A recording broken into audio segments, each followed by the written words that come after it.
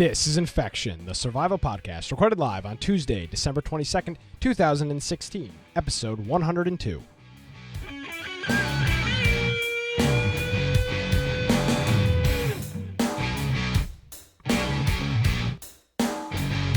Hello, everyone, and welcome to Infection, the survival podcast. Infection is your source for the latest information on survival video games. We're bringing you the latest news, reviews, updates, and more each and every week.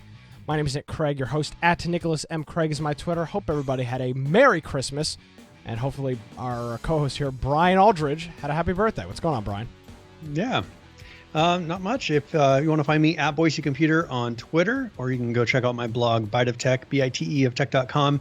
Have nerdy articles there. Also, make sure you join our Steam group and you join our Discord channel. And one thing we've been doing a lot is playing. We'll talk about some different games this past week on Discord. If you're looking for people to play with, our Discord channel is a really good place to start. We usually have 20 to 30 people in there. So whatever game you want to play, if you want to jump in with somebody, just ask, and I'm sure that someone has it. So, and that's the key, I think, with Discord. That's the really important thing. Is it's not like, oh, there's always people in there playing games, but there's always somebody that is willing to play a game. Just throw, hey, I want to play X game, and there's probably somebody that wants to play it. Yep. And it's been growing. So if you have friends that played a lot of games with you, I encourage you to have them join our Discord as well. Anybody and everybody. It's not just people. I'm sure they won't stop being your friend and start playing with everyone else. I lost a lot of friends because I recommended people buy H1Z1. We saw how that panned out. I don't talk to many of those people anymore. PH is now asking if anybody wants to play a game live during the show. I appreciate that. I can't believe it. But I've been getting some people to join it, and it's working out pretty well. So Christmas is here and over with. Hanukkah still has 3 more days to finish up, and then that'll be over with. So they still have some chance at gifts. They do, but it's over for us, and it is 2017 is full steam ahead. We'll do our first show of 2017 next week. Yeah, been flying by. We're working on PAX. That'll be coming up as well. Is that in March? That is in March. That is that's 11th. I don't remember, but it's 72 days away, whenever it is. And, whenever that is. Yep. And the donation thing, I don't think I have set up right now because I was messing around with it for the live stream. So we'll get that set up for next week. But we're going to announce some cool stuff coming up with PAX in relation to PAX in the next couple weeks.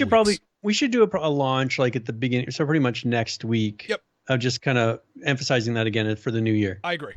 And we'll have some of the goals and things that we've been working on and sorry, I can't grow another beard before then to do another fundraiser. You can spray hairs. I could grow a little bit, but that's not going to work. There we go. So that's that.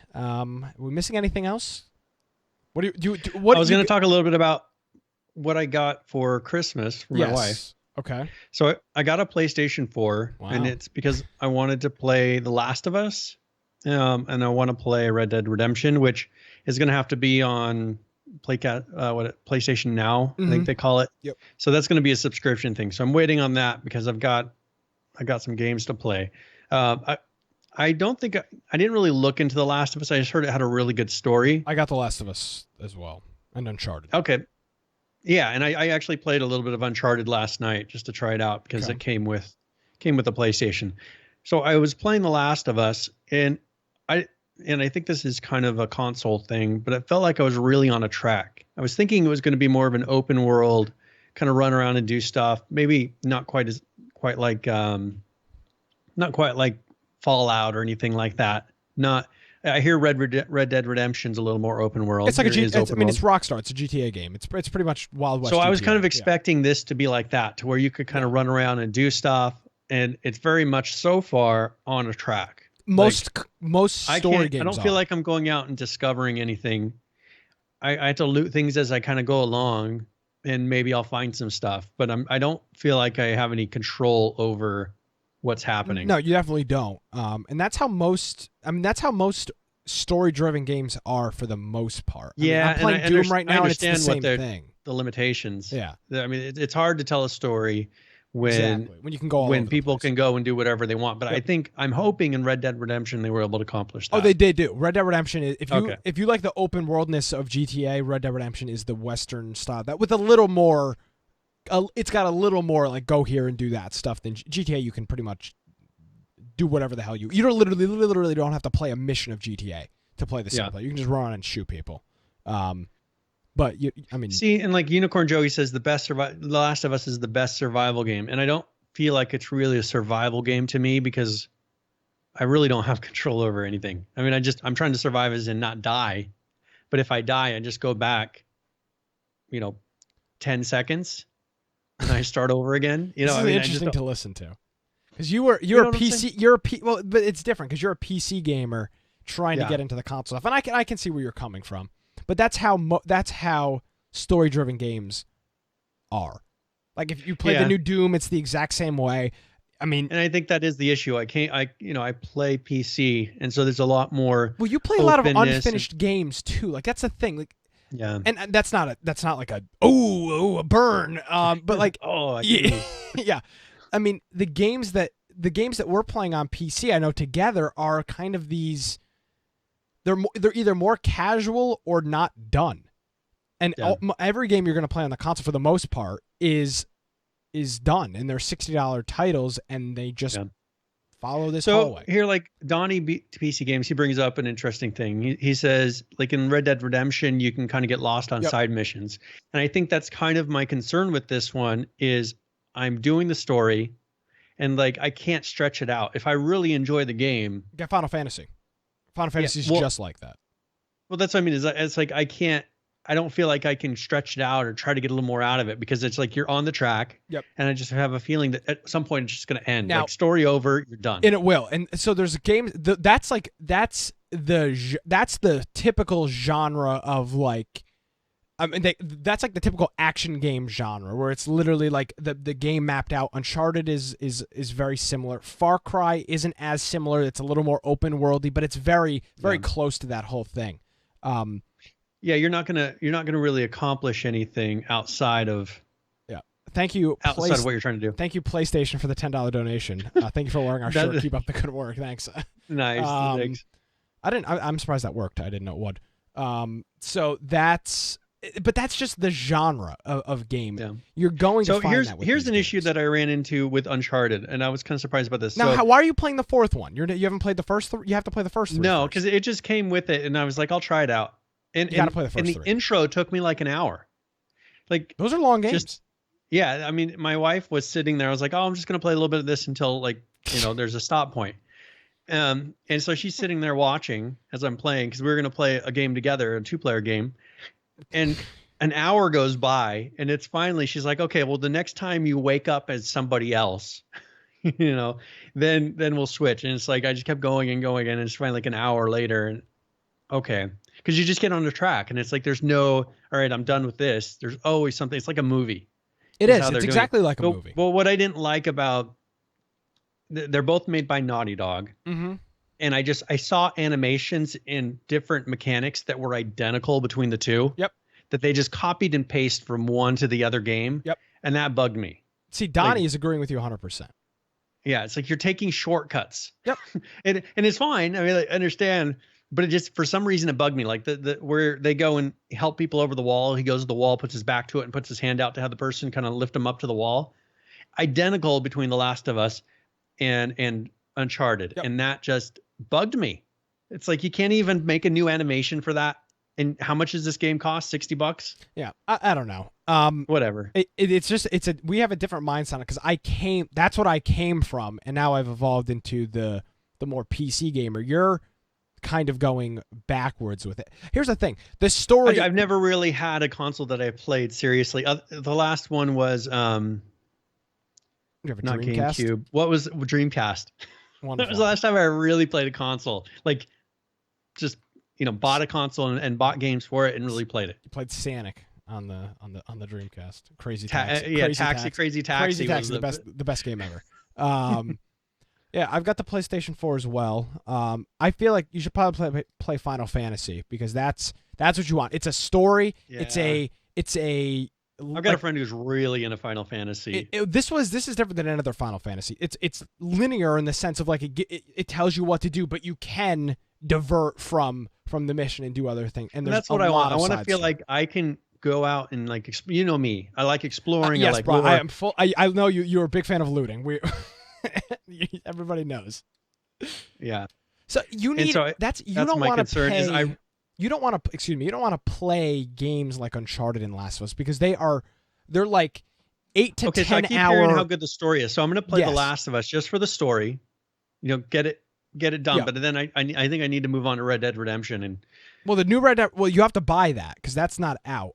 That's the new one doesn't come out till March. The previous one. Yeah, the previous one. I'll play that so I can finish it before March. Yeah. And then I'll be ready to buy Red Dead Redemption. You have to invest a lot of time into Red Dead. There's a lot of stuff to do in that game. See, but that's what I like. I like because I hate a game where I play. It's like I really like this game and I play, and then it's like, oh, cutscene. You know, you're done. The end. Now there is some of that in Red. There's a lot of cutscenes in Red Dead Redemption, but it's an open. No, not cutscene. I'm talking about like end credits. Oh. Like I hate when I really get into a game like Max Payne. Awesome game. There's, I think, 2 different ones. Max Payne was really good, and it was like this. It was a story that you played through, but they did it really well, and I was fine with that. But you get into the story, and then it's just like a movie. Yep, exactly. Done. You never play it again. See, I enjoy those games. I like the 8 to. You like having the. I like 8 to 12 finish. hours exactly, and I like 8 to 12 hour games where it just tells me what to do. I do it, and then the game is over. I don't know. It's just different play style now. So how's this? Now, you're normally used to sitting hunched over your keyboard playing PC games. What's the controller experience like? Are you a fan of that? No, I feel like there's so much limitation to what you can do because everything has to be with the PlayStation 4. Like they have the thing that you tap and you can scratch the pad or whatever it is. And I mean, there's a few things they do in there, but I don't feel like I'm so used to just you can have one key that's dedicated to something. And so this little thing that you do, like you press that key and it does it, right? Yep. That does not happen on a console. What about what about being casual? What about being able to relax on the couch and play a game? Like I'm never relaxed when I'm playing a PC game. Very few PC games am I relaxed playing. Yeah, it's nice not having to be back here. Exactly. And so I do enjoy that. And plus my wife is more willing to sit out there with me and play a game when she, you know, it's more difficult when she's sitting there with her back turned to me, playing a game on her computer and I'm here on my computer. It's not as interactive and that's one thing that, you know, we're playing a game together that we really enjoyed on the Wii U, but you know, the selection for the Wii U is horrible. And the controller's garbage. Yeah. I mean, so I do have a Wii U, but I don't consider that really having a console. No, I have a Wii U too, and I lost it for like 8.5 months. I had no idea where it was. It was hidden away. So yeah. Yeah, and so I don't really like. We played a few games through, but it's not like, oh, I have a Wii U. It's good for the platform. It's good for the platformers, for Mario and Zelda and all those things. But this one, you know, we have some games and we'll just kind of keep playing. There's a big selection. I feel like there's a very small selection. I really like Donkey Kong on the Wii U, but there's a few games. Yep, exactly. On that one, I think we'll have a lot more to pick. And that's why you buy that. I mean, you buy a Nintendo product going into it to play Mario, Zelda, Donkey Kong, those kinds of games, because they've got them all. Rip the Nintendo sponsorship. But that's the only reason you get it, is to get exactly. Like we played through Mario, we played through Donkey Kong, whatever they have for it. You know, then what do you do? I'm getting an NX to play the new Zelda, pretty much. I mean, I have a Wii U, but I'm going to get an NX just almost specifically to play Zelda and then the new Mario, you know, whatever else comes out after the fact. So, now I finally had the chance to play the Steam Link, which I bought. Yeah. When did we get that? A couple weeks ago. It was like $20 before Black Friday. I think we got it as part of that discount. But I think they had the week coming up, sometime coming up to it, and so we ordered it during that for like what, $20? Yeah, it was literally $20. Like that's not a. No. Oh yeah, it was like $20, and it was really like $30. No, it was $20. And I finally I got Ethernet run to it, which is a debacle, but I got Ethernet run to it. And I realized I don't have many games that support the controller, which is quite a problem. But I was able to play Rocket League on the couch, and that's a game I play with the controller anyway, because so it's not going to be a different experience. I didn't have. You said you had some hiccuping issues with things jumping around. See, but I'm doing Wi-Fi. Okay, so it was very small, but it was still there for me on Wi-Fi. Okay, so I was playing Rocket League and I didn't notice any latency. And it's got to be a Wi-Fi thing. So, but here's the other thing too with Rocket League, like the game is so hectic. I need to find a different. Maybe I'm gonna try. Maybe I'll try GTA or something. Because Rocket League, it's kind of hard to like. Sometimes you're like, I hit the ball and you really didn't hit the ball, and I don't know if that's server latency or latency on my end. So we'll test it out. But I'm really impressed with the Steam Link. The user interface on the Steam Link is fantastic. You can browse the web. I was able to send text messages to people, view my friends list, open messages, go to the community pages. It's really well done. I mean, it's just Linux, but they did a really good job with that, and it's super easy. You press the connect button and it instantly pops right up. It's nice. If you can get it for $20. There was a minimal number of hiccups with it, and it plays at a really high resolution on your TV. So it looks just like it would if you hooked your TVs directly up to your computer. And I would imagine this is great for some more of those story-like games that you're describing right now, where they're very linear and 8 to 12 hours. Those games I think are great for a Steam Link because there's not a whole lot that you can do in terms of breaking away. One game that probably would work really well for the Steam Link is the Walking Dead Telltale series. That's what games like that. Green Man specifically told me he played all of the Telltale Walking Dead games on the Steam Link because those are a slow enough pace that on a computer you're kind of like, I'm like listening to the stuff and you're just sitting there a long time kind of listening and it's not like you have to be hunched over a keyboard for a lot of it. Yeah. I think that would play very naturally of being relaxed on the couch and kind of watching the story because it's halfway like watching a movie when you do Telltale games. Yeah, they're literally comic books, like they're like that weird art style kind of transformed into a video game. So that's that's my Steam Link experience. I'm gonna actively try to get games that are on sale that will support that are more controller. A lot of games have controller support, but I just wouldn't want to play them on the controller. So I got to try to get more of those story-based games in the Steam. But pretty impressed so far. Good. I'll keep. And I'll have to run. I need to get a network switch up here because I've run out of plugs. So just hook a switch up here and then start running cables all over my house. I threw an air return and it got stuck and it was it's a real. So on the other, my house out in the front, like living rooms, because I got living rooms that are kind of connected. Out there, it's more like a log cabin. Okay. As far as the vaulted ceilings. Yeah. And so there is no crawl space above it. And so for me to really run cable over there, I have to run it through the floor and drill it up through it's just, I don't want to do it. I had to run from the basement to the second story. And it was not very pleasant. Yeah, not very pleasant at all. But it'll work. I hate running cable at my That's house. my third Ethernet run up and down between the basement. You just need to have a switch up there. I do. That's what I have. But then I needed to do a different run out there to go to a different room, and I've coax and everything. It was a real pain. But nevertheless, this isn't tech support 101. This is infection. I think that's it. Let's get into some gaming. And our game of the week, Brian, as you are aware, was Miscreated. Mm-hmm. And why have we not been playing this game? Why have you guys not been listening to me? Because I don't trust you, Brian. You give me. Remember when I ran around? I'm like, I was running around to Miscreated by myself for this past week. Because I don't trust you. I've gotten too much bad advice.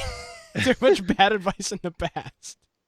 H1Z1, Brian. That's the reason people have gotten into Miscreated when I said, man, I really love the atmosphere is great on it. Like you run around and it's just beautiful. Yes. Right. And it's running on CryEngine. CryEngine, yes. Which is and they're really trying to adapt CryEngine to work with this thing. Yes, that's blatantly obvious. Mm-hmm. So let's talk. Do you want to talk first about your favorite part of Miscreated? Yes. I've got the weather in this game is I there's not even a word to describe how seamless and how perfect the weather's done. And this is specifically because of the engine. We're not going to be talking about Daybreak yet, but Daybreak was saying, with H1Z1, weather is important. Weather is important. I don't think that they'll reach the level personally that you noticed inside of impossible. Miscreated. I mean, so I don't know how engine. easy this is to see, but this is rain kind of landing on top of a concrete barrier and then kind of pooling on the asphalt next to a church in a town. And you can just see how the water in the middle kind of just glistens off of the rain. Your backpack gets wet. The other characters that you're playing with, So here's the cool thing that I like. Like, I notice those little details. So for me, having it so that the water is splashing off of your gun and splashing off of your backpack, and it actually looks like your backpack is wet on your back. I like that. That's the kind of stuff that I really notice. It shows that they're paying attention to all those details. As far as that kind of stuff, this game is beautiful. Yeah. So that was the first weather system, and then this is courtesy of our friend Solo. This was the infamous tornado, which I guess I'm not sure, but I believe it happens every time a thunderstorm comes. Every time it's rained. This one, Miscreated Carl actually came into our stream because you were live streaming this. Yes. And I think he turned this on for you because he said right before he left, he says, "Watch out for tornadoes," and then he left because he said I had to go. But he said, "Watch out for tornadoes," and then someone said, "Oh, I see a tornado." This was Solo. Courtesy of Solo on the server that we were playing on. So that was neat to see that. And there's something else to note here. It's hard to see on the stream. I apologize. But the way how the rain doesn't just look like diagonal lines falling through, like diagonal black it looked like lines. It was actually being affected by wind and things like exactly. that. Exactly. It's more than just dashed lines, which is typically how most games deal with rain. There's not many engines that deal with weather. Most of them fall straight down. They don't act like even anything's affecting it. Ark's rain is garbage. It's literally just straight down drops, and it's just very disorienting. And I haven't seen system. them make any changes to the weather in Ark. No, I since don't think we played it, started playing it, no. And so I don't think it's ever been a focus. I'm sure in Unreal they can make the weather look beautiful, but you can tell somebody this was their job of figuring out, let's make the weather look as good as possible, and they did it. Yep. So I'm very, very impressed with the end, and it rained for probably a good half an hour or so. It's not like a lot of games to where it rains for 5 minutes and then it's done, or like H1Z1 and it rains for 3 days. It rains forever until the servers crash, until they restart the server or crashes. But this, I mean, that's the thing I really like about this game is you can just run around and just enjoy how wonderful it looks. One thing that people are commenting in chat, and this is the thing that I commented on, I know early on, is the UI really needs to have some loving hands put on it, because you're preaching to the choir. It's bad. somebody, and I feel like there can't be a person who's dedicated to UI on that team. If they are, I'm sorry, but you need to get rid of them. Life tips from Brian. Yeah. If you have a dedicated person into the UI, they're not doing their job and they're just taking money from you. So you could get one person, and I actually suggested this, rather than, if you don't want to put one person dedicated to UI on your team, pick one person that has an interest in UI and say, hey, Fridays, you don't have to do your normal work. You can work on UI stuff. Either, figure it out, learn how to make it better. Every Friday, work on improving the UI. Now, let's be clear, because you're a computer guy, I'm a computer guy. People that aren't so technical, UI is in itself. You can literally get a degree in computer science with UI. UI is its own thing. It's half code and it's half graphics. Exactly. So, I mean, if you can get a tag team of somebody who really likes drawing out interfaces or doing that's my problem. I'm not visual of it. Exactly. Yeah. So that's why if they could tag team two people of one person's drawing it out and the other person's implementing it, you could really get a lot done. I can tell that with this, it's just boxes and it's just really clunky, and they haven't taken time to think it through. I think with the current Miscreated UI, it was, Joe Schmo programmer that was like, hey, throw together a UI. We want to make a game, but we don't want to deal with the UI. I think the UI is so important. I've said it with H1Z1. I've said it with different games, even with Ark. The Ark UI is terrible too. Ark UI is terrible. H1Z1's is Miscreated good. UI is terrible. The new Miscreated. So H1Z1 now has got a good UI. On King of the Kill has a good UI. Yeah, finally. Daybreak on H1Z1 Just Survive, not so good. So like, what is it? Is it that there's not very many people that work on UIs? Like, well, and Saul's making the other point, and that's what I'm saying with this. It's also the psychological study of efficient human computer. It's what people think. It's not just, oh, this makes sense to me, because what makes sense to you doesn't make sense to Brian, doesn't make sense to 30 other people. So having worked with Google on some projects, I can tell you they put a lot of thought into UI and a lot of money into UI. You have to. And that's something to where if you asked me to make a UI, I gotta think what I'm allowed to say. If you asked me to make a UI, Brian, I'm not very graphically oriented. I'm just not good at graphics. If you asked me to make a UI, you would see something similar to Miscreated. Just very the typical, the gray opaque boxes, white text with a little bit of a drop shadow. That's just what is done. But I do agree that to do real UI, and that's the thing is, that's why I said you need to find someone who has an interest in it, like that. They want to. In my opinion, I think you need a UI. If you want a real kick-ass UI, you need to have somebody that does UI. Imagine if you could get somebody. But the thing is, if you got somebody who realizes that is a very rare job. Take the time, and every Friday they'll let you learn it and figure it out and just improve on it. Like, you're just opening your door to future employment. I mean, if you went to Ark, if you said, I know how to do in Unreal, I can make a seamless UI. I could probably go to I could probably go to Wildcard and say with Ark, hey, you hire me, I'll work for whatever fair rate, but I can make your UI just seamless. I'm sure that they would be willing to hire someone like that if they could prove it. Is saying that the UI, Battlegrounds has got the same problem, terrible UI. DayZ has got a terrible UI as well. UI is very tough. You look at a game like Call of Duty, and it's not super advanced, but that's a multi-team, that's a multi-man UI team. There's a lot of stuff that goes into that UI. Exactly. They are pairing artists and programmers with engineers. Yes. And that's the important thing. That is exactly what. And it appears Daybreak did that as well with their new one. That's what they did. Yeah. If you look at like what I was saying with Google, they would sit there and they have artists who are drawing icons, and they have a whole art team which is making sure everything flows.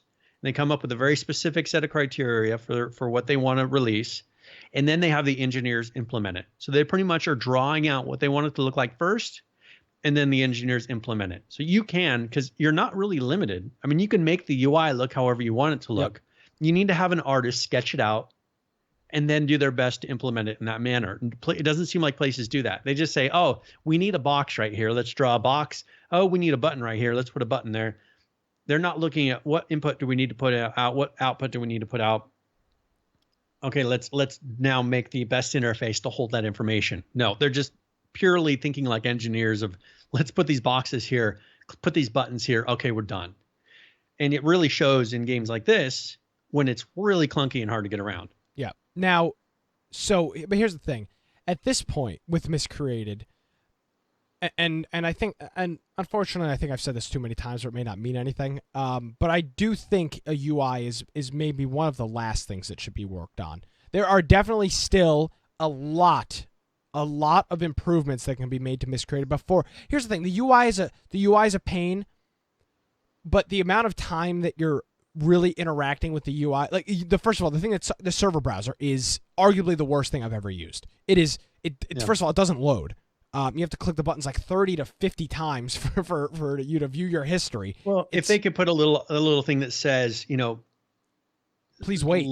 Please wait, loading list of servers, because you think it doesn't work. Like you go to your friends list and it just shows all the servers there. And you do go to your friends list again and it shows all the servers again, and then the third and the fourth and the fifth time, and eventually the thing is it's waiting for it to finish downloading lists. Just say it's downloading server list. I mean, don't let them see it until it's done. I mean, little things like that. So there are some now. I think the in-game UI, it's different. It's usable. It's usable. The server browser is not, though. That really needs an overhaul because it makes it very hard for people to join games with their friends. With this game, one thing is the music is good, the audio is good, the lighting, the lighting, the graphics is good. Okay, I've been talking about the gunplay. Now that you've played it, do you have an like an opinion on how shooting guns? Do you like not having a reticle, things like that? Yes. So you do like the realness of I do. actually having to look down the sights? And I do. And here's another thing for you, which I know is controversial as well. I like the fact that there aren't player tags. And I know a lot of people, that is their number one issue with the game. I thoroughly enjoy the fact that there are no player tags. And some people are going to say, well, why? Why would you think that? For me, realistic. For me, well, it's not even the realism to me. Okay, so here's the difficult part. Hold on. Okay, it's not even the realism to me. It's the fact that it always keeps me on my feet. I had a situation today where I saw somebody in the street and I thought it was PH because I was with him and it turned out to be a different player. Yeah. I like the fact that whenever I see another person, I have an instant moment of panic. Instantly. I'm instantly panicking. Who are they? Exactly. I like that. I like that the game is, you play H1Z1 when everybody's got a tag. You know damn well that's somebody that's your friend because you can tell from however far away that's somebody you know. So you're just, and then when somebody pops up. Here's how I think it would be better though, is if there was more character customization, if there was character customization other than clothing, to where when you saw somebody, if they looked a certain way, you could say, oh, I know that that's that person. The problem is everybody looks the same. And it's incredibly difficult because you're trying to remember clothes and what they're wearing. Maybe they changed what they're wearing. It's really hard to differentiate between people because you don't know. I mean, they all have the same face. They're all males. Yeah. You know what I'm saying? Like we have a group of 10 people running around together and all the only variations is clothes. It makes it really difficult. If you actually had a character creation screen where you could pick and kind of customize your character, I could look at you and say, oh, I think that's Nick. As long as someone else doesn't have a similar enough look, right? Yeah. I can look at you just like I would in real life. I look at you, okay, that's Nick. In this game, you can't be guaranteed to look at somebody and say, oh, I know that's anybody. Like it could be someone who just happens to have the same cowboy hat running in. Yeah. And you would mistake them for someone else. So I think that would be the biggest difference. I can see and I can appreciate people's opinions of not wanting player tags. But I really like the fact that I'm constantly, and the jump check is real.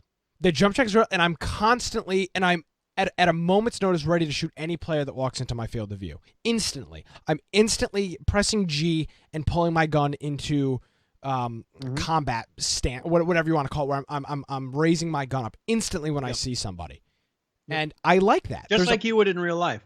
Exactly. And I'm not, and as you're familiar and as everybody else is familiar, I'm not a big fan of this. Oh, well, it's not like that in real life, so it shouldn't be like that in a video game. I'm not that guy. There's everybody. But it adds to it enough for you. And that's the thing is, I understand. I kind of like the realism, but there is a point where it's like, oh, it becomes a pain in video games. I think that the way that they're using it makes it a better experience of it doesn't get so, you don't get so relaxed. You don't get like, oh, we're running around, we know one's not here, anyone's not here. It's a pain.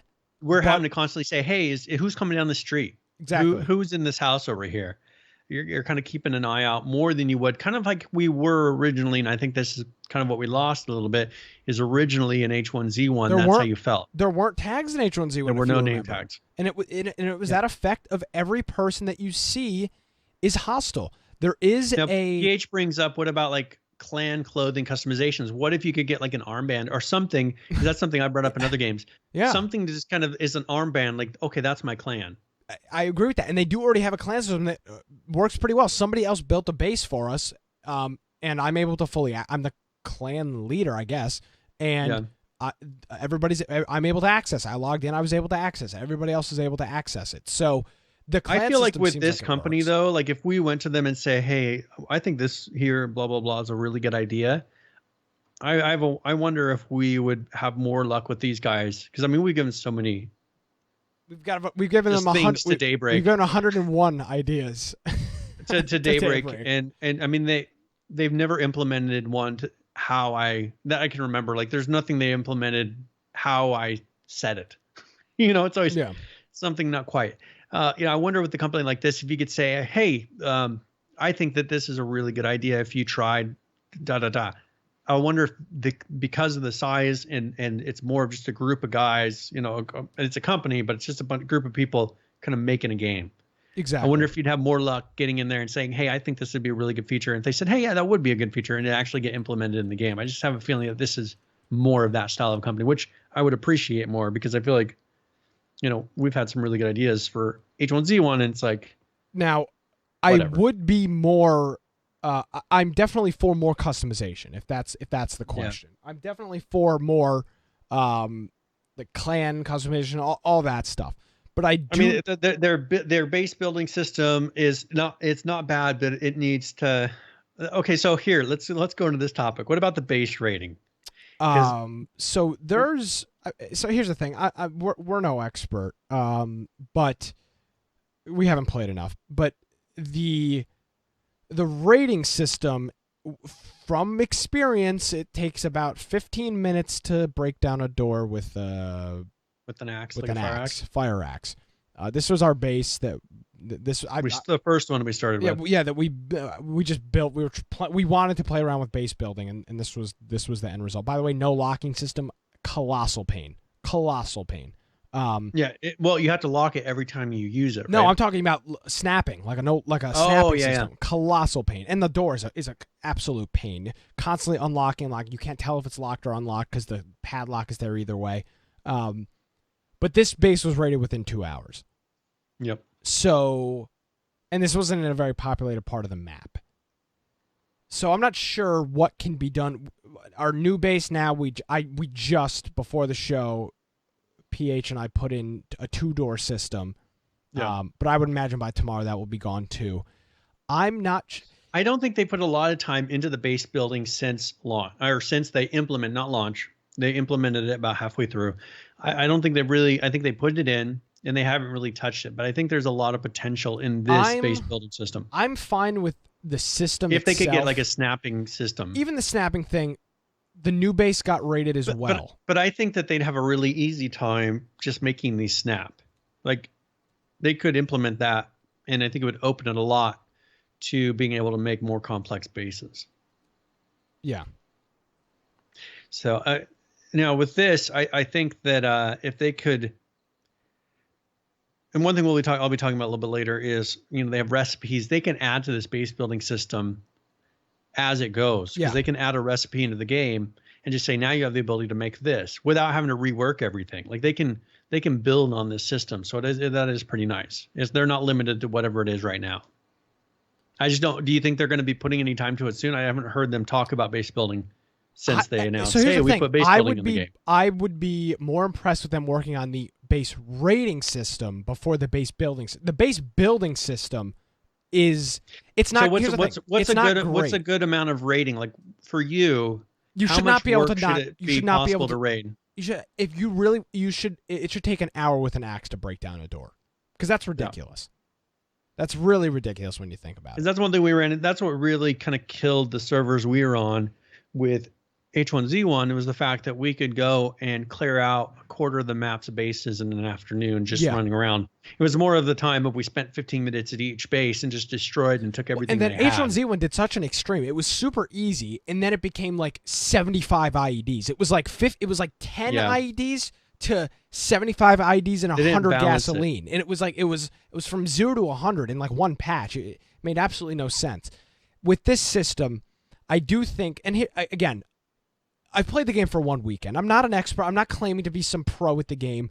If I'm wrong with this, if you've played way more Miscreated and I'm completely off with this, send us an email. It's contact@infectionpodcast.com. Let us know what we're missing, because there may be a key element that we're not understanding because we haven't played the game for as long as you may have. Please correct us. This isn't everything I'm saying right here, but I have a problem with a door being knocked down in 15 or 25 minutes with an axe, especially because if you do a multi-door system, within half an hour or within an hour, you could have 2 or 3 doors down. That's a real problem. The explosive wise, I haven't seen anything with that. We haven't had a chance to play around with explosives yet. I assume it'll only speed it up. But I would think, and I wouldn't go to a base and hit a door with an axe for 15 minutes. I just wouldn't do that. That's just not my play style. Well, we did with that one. They were whacking at that we one, did, and they got but through. Some members in our group did, which Okay, so yeah, I wasn't a fan of, but nevertheless. So down there, with that one, it was like 3 doors that were knocked down. A lot of people are doing, and what we saw with this base that was down the hill is they actually had a floating base. So this is a glitch that people are doing. They put a base that's actually floating in the air, and then they place something that allows them to jump up and get to the door. Otherwise, you can't get to the door, so it's unrateable. I don't think that shows that there's an unhealthy level of rating, as far as ease of rating, when people are doing that to stop rating. I think it needs to be a little more difficult. When you're using exploits to avoid to get rated, that shows that there's an issue with they need to make it system. to where we should, as a clan, if we were a very healthy sized clan and have a very big clan, we should be able to leave for 30 minutes, even 5 hours, 6 hours for a day. and not worry about having all of our stuff gone.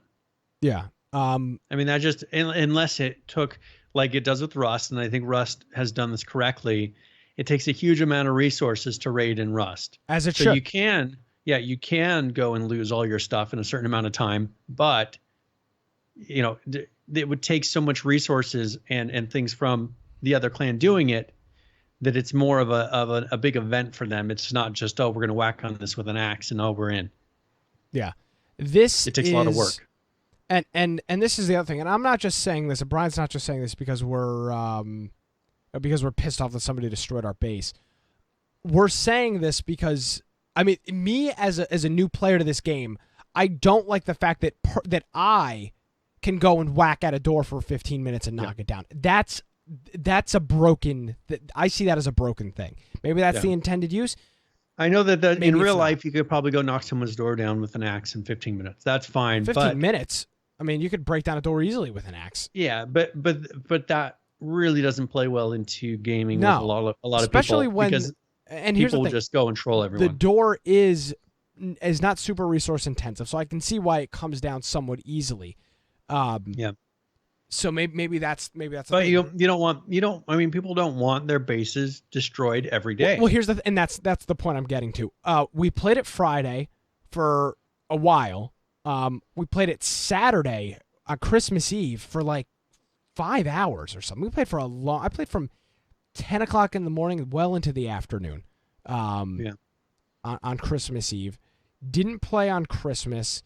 Played a little bit on Monday, and then played like maybe half an hour before the show. So we've been putting some time to it, but here's the thing. I will not continue putting time into it if every the base day just it keeps resets. because I have no interest in that. That's not fun to me. Yeah. So did you get a chance to go up to the new city? Yes, that's where. What did you think of that? It's cool. It's big. Is it There's like really skyscrapers. well built? Yeah, I wasn't there too long because it was late. It was like probably 1:30 in the morning when we were up there, and everybody else had died. I checked it out for a little while. We were able to, however, get this big caravan together, and I believe this is our trek up to the new city. In our caravan here. So that was fun. We were able to get this military truck up and running, which the cars seem to be easy enough. I mean, we spent maybe an hour and a half total with like 5 or 6 people getting this car fully kitted out with 6 wheels and gas and all that stuff. That worked out. The driving system, I drove for a while, and that seemed to work fine. Wasn't hitting invisible objects and flipping. I did get stuck at one point, which seemed to be an issue with the fence posts that don't break. The fence post, the fence itself breaks, but the post in between does not. So you can get your car easily wedged. But I don't know how it was falling in the first place. Which I understand, like that is realistic mechanics. Yes. If you get wedged in between a fence, like you're not going to get your truck out, which I kind of like. I like. My curious this is something point was, I've discussed with people. This was the problem. It was a narrow road, but one of the fence posts was leaning into the road. Was that player done, or was that meant to be like that? And then my car hit that. I don't think. I think that was a post that just happened to be like kind of broken down from a. So fence. that's what that. See, now that's kind of crappy because what happened is the road wasn't wide enough for me to not hit it. So once I hit that, I pinballed to the right and got stuck between another fence post. That's kind of okay. So here's the balance, though. Look at H1Z1, where you can drive over mountains in pickups and police cars, right? Yeah. You're just going over mountains, and you might flip, but whatever. And you just press it and it flips back over. Yeah, and then you go out and you're just like, oh, I'll flip my car over, and it spins a couple times and lands on its feet. Then you have the other side of the coin, which is like Miscreated, where if you hit something and you get wedged and your wheels aren't quite touching the ground right anymore, you're stuck. You're done. You might as well move on. Yeah, we did, which we did. We found another truck. We moved. I think I personally like the more realistic view of if you run into something and your truck can no longer move, like leave it there. Yep. Like we kind of. I guarantee you our truck is still there. You have to abandon it and you just keep on going. Yep. And which is what we did. We abandoned it. I happened to found another one. Yep. And we're like, hey, let's move over. I like the immersion of that of, oh, our truck broke down. It makes the story move along. Like you're creating a story. Yep. In H1Z1, there is no story to make. Oh, I walked up. I looted I knew that this shotgun was going to be here in this shed, and I looted it, and I went on to, this house. I know it's going to probably have some whatever's in the drawers. There's nothing you're doing that's unique. In Miscreated, it's like, hey, we were all driving. We were looking around. We came to this farm. Oh, our truck got stuck. So we looked around. We found another truck, and we continued on to this town. Like that is a story. And it drives me crazy that something like H1Z1 doesn't have any story. So there are a couple more screenshots here that I want to get your opinions on. I think I took this one. And this was a do not enter this house kind of spray paint on top of this. And now here's the thing. I'm not into this whole immersion thing like you are. You're really into it. And this was a moment where I was like, oh, that's pretty freaking cool. You're like, what happened here? Are you getting, I mean, yeah, you're kind of and I don't like it. What happened here? Like, yeah. Who went up on there and spray painted this? Were people in here, or were they infected in that house? And they're saying, don't enter this house. There's infected in here. Yeah. You know what I'm saying? Like, what is it?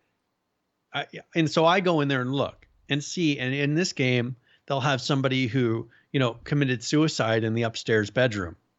I mean, that's how they do that kind of stuff in here, where you go in there like, oh, someone committed suicide in here. Yep. Never in other games. No. They're in certain other games. Here's another one. This was again that lighting system, and it's cool, kind of cool how the sun is just kind of washes the picture out of the other character. I mean, but it's very beautiful. Very pretty. The foliage is nice and vibrant. I mean in the bushes that are super close. I mean, they look good. They're believable. The trees are very, very believable, and all that stuff. And then our final one here is our group picture inside of the store, which was up on our Twitter picture. We had a good group of people Friday night and as well Saturday. Now I'm gonna let's see. I think we hit all. So here, let me do one thing. I want you to just kind of go back and forth. So, like, take a look at that picture and then take it to the third to last one that you showed. Just kind of the atmosphere, because I think people lose an appreciation. Third to last one. Is this the one you're talking about? The one where you were just yes. Okay. So, like, look at that environment. Yep. And now switch to H1Z1's environment. I mean, for me, it is just a night and day difference. But it is. I mean, for example, that's not how. I mean, this guy is. This is miles away that you're seeing in this game, and there's not a single thing other than the cliff that goes down. There's not a single thing, bush, a thing between him and that mile away. Yeah, like there's nothing. Yeah, it's empty space. But you go into Miscreated, and there is no open space like this. Like everything is better pictures of foliage. Everything is populated with bushes, like it would have been in real life. If you're walking down the street, especially in apocalypse times. I mean, here's a good everything's going to be overgrown. Here's a good one for you. It's not the best example. Look at this road. I mean, this looks like an interstate up here in upstate New York. It's just pine trees on each side. Pine trees for hundreds of miles on each side. That's literally what it looks like driving up here. There's nothing there. Just pine trees and power poles. That's it. With the occasional like exit ramp here and there. And that they do it really well. Though I'm very, very impressed with the foliage and the style of this game. And here's the thing, for a lot of people, you may think these are stupid points to be making. Weather, foliage is in my opinion just as important as gunplay and interactions with other characters, because if you have a game that just looks like crap and is just blank like Z1 is, it's just open fields everywhere. Z2 is much better. It's boring. I mean, look at this picture. Is this exciting?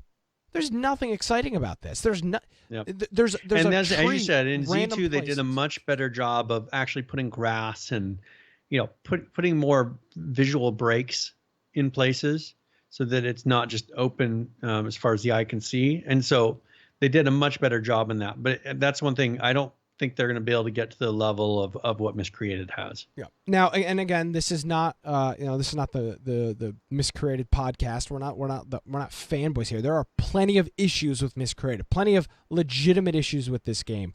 But I'm talking aesthetically. You need to log in and play this game. It was on sale for $10 all week.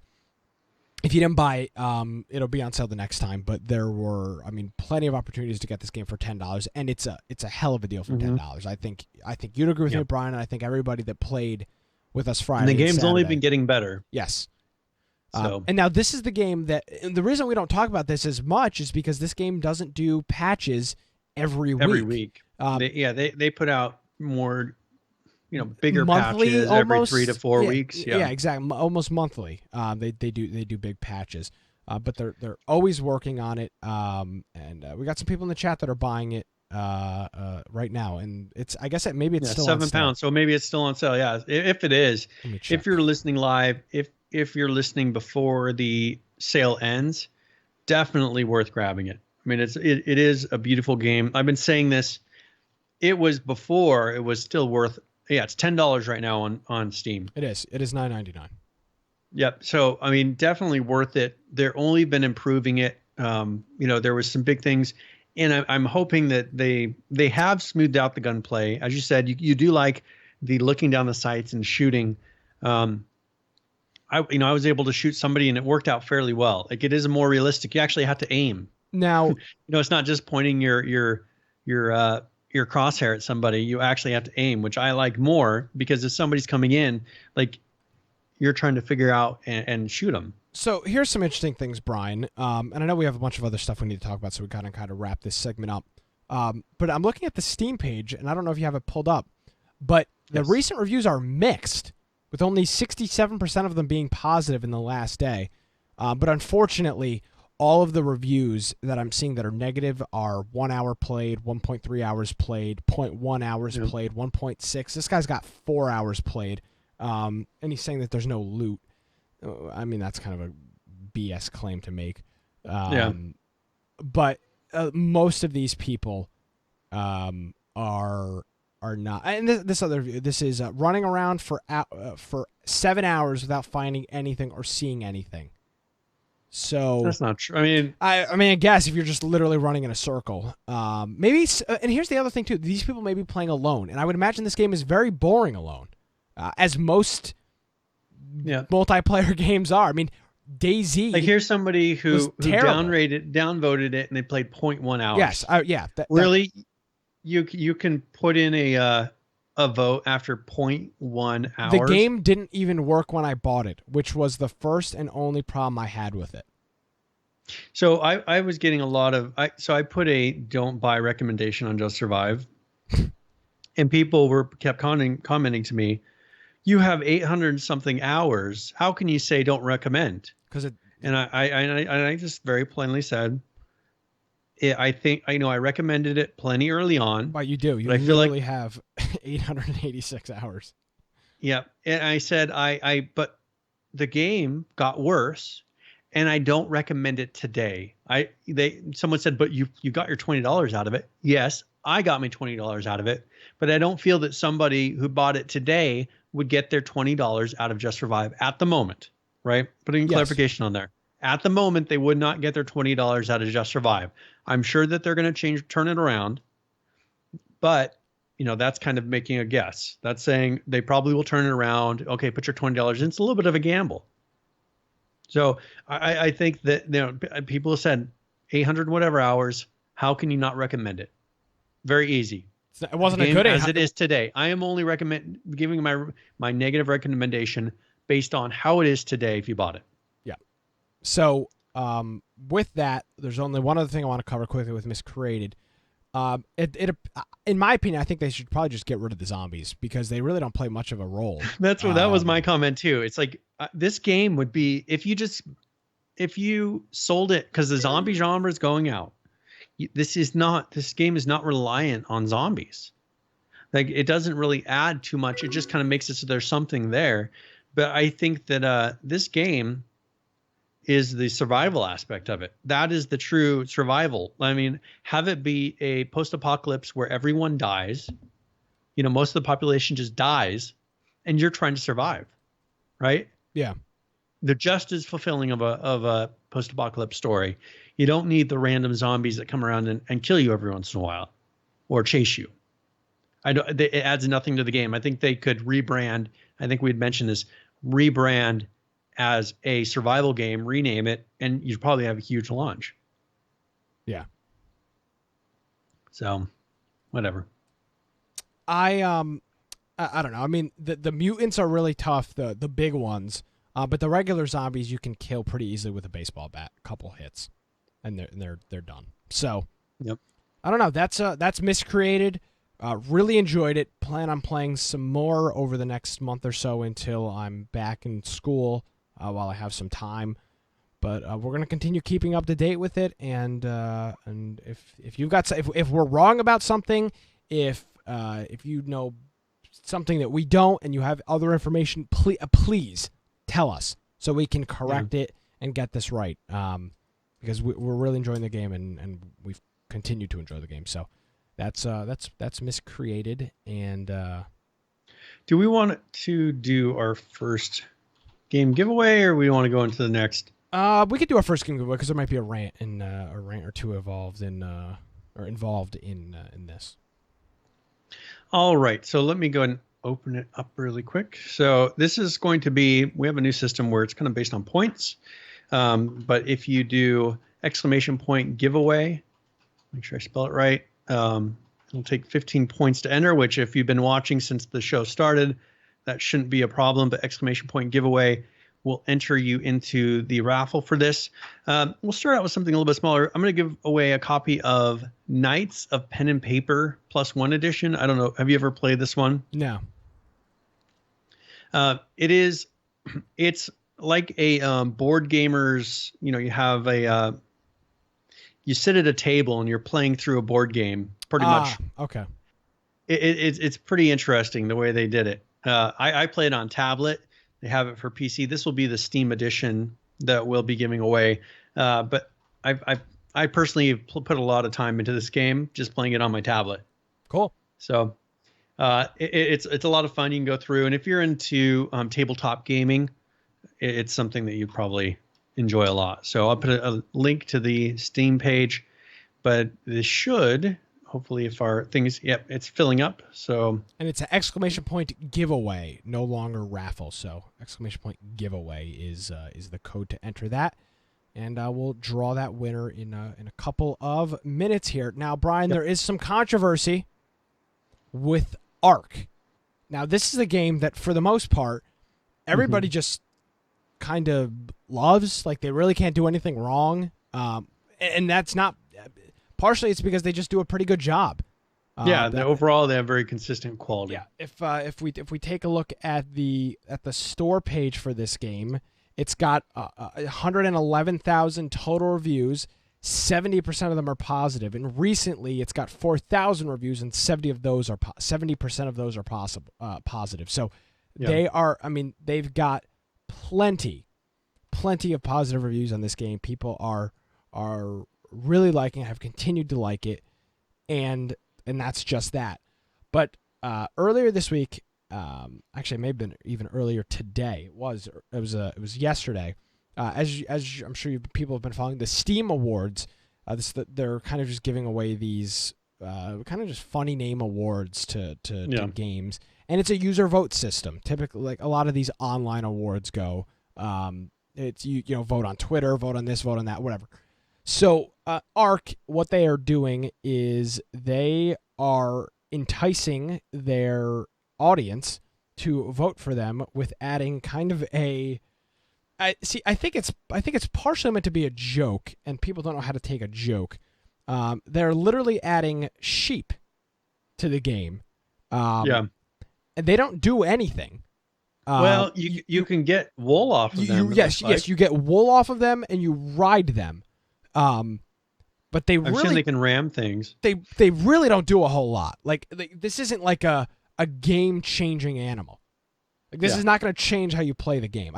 I honestly believe this is meant to be more of a kind of like an inside joke thing with the game, with the community, because there's so many badass dinosaurs in this game.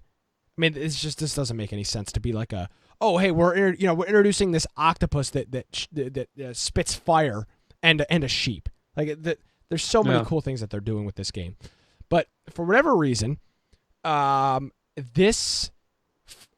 they are being now the community is now going on a tangent to say that they are bribing their community. They're committing voter fraud, just all of these big words. And I, for the life of me, can't figure it out. Like what's the big deal? Have none of these people ever voted for anything online before? Because that's how online raffles work. And online awards, that's how all these things work. It says that you get an enhanced level of meat, right, from the sheep or whatever it is. You get fur, and then which is probably like pelts, right? And then you can ride it. So, it fits into their whole thing. They can put them in mountainous regions, up in the cold areas. I don't see a problem with this. If they want to put this in here and it gets the most votes, they're just saying, what's the other one that you're going to vote for? That goat one? Goat Simulator? Goat Simulator? I mean, that's the alternative to this one that I can think of. Well, that's not what they're saying. The people are claiming they're saying that this is bribing votes, but why not? Like, if you want to win a category, put out something that fits into that well. Well, I don't see the issue with them bribing their community. I mean, you've already bought the game. I mean, I saw a comment, and this isn't even a joke. And PH is clarifying. He thinks the problem is that they will only put the goat in if they win. Yeah. Who cares? Like, I just don't understand the outrage against this. I mean, I'm first to get all pissed off about something. Here's the biggest concern that I have is that you're saying vote for the best use of a farm animal, but it's not in the game yet. Why were they nominated for that category? Yeah. So that's what I'm saying is, why wouldn't they put it in the game so then you could vote for the best use of a farm animal? They're saying if we win this, even though we don't have any farm animals in the game, then we'll put this in. I think that they should just put it in and then say, hey, vote for us. We added this cool new farm animal. So the options are Goat Simulator, Ark, Stardew Valley, Blood and Bacon, and Farming Simulator 2017. But that's the thing is, what farm animal is in there right now? I mean, what's considered a farm animal? Any animal on a farm. I mean, I can't think of any in H1 or in. What about the dodo? I mean, don't the dodos lay eggs? Those are dead, but they're dead. There's no farm animal. Don't they lay eggs? Could you farm them? I don't know. Yeah, but I don't think that. I mean, that's stretching the definition. People of a aren't farm pissed animal. off that they're in the category. People are pissed off because they're saying, as I'm reading comments from these morons on Steam, that they're bribing not willing people to give it for out before. votes, sells DLC before game is being released, lashes out at customers for not buying their products, bribes people to vote for your trash product in awards, and still while the trash game's product.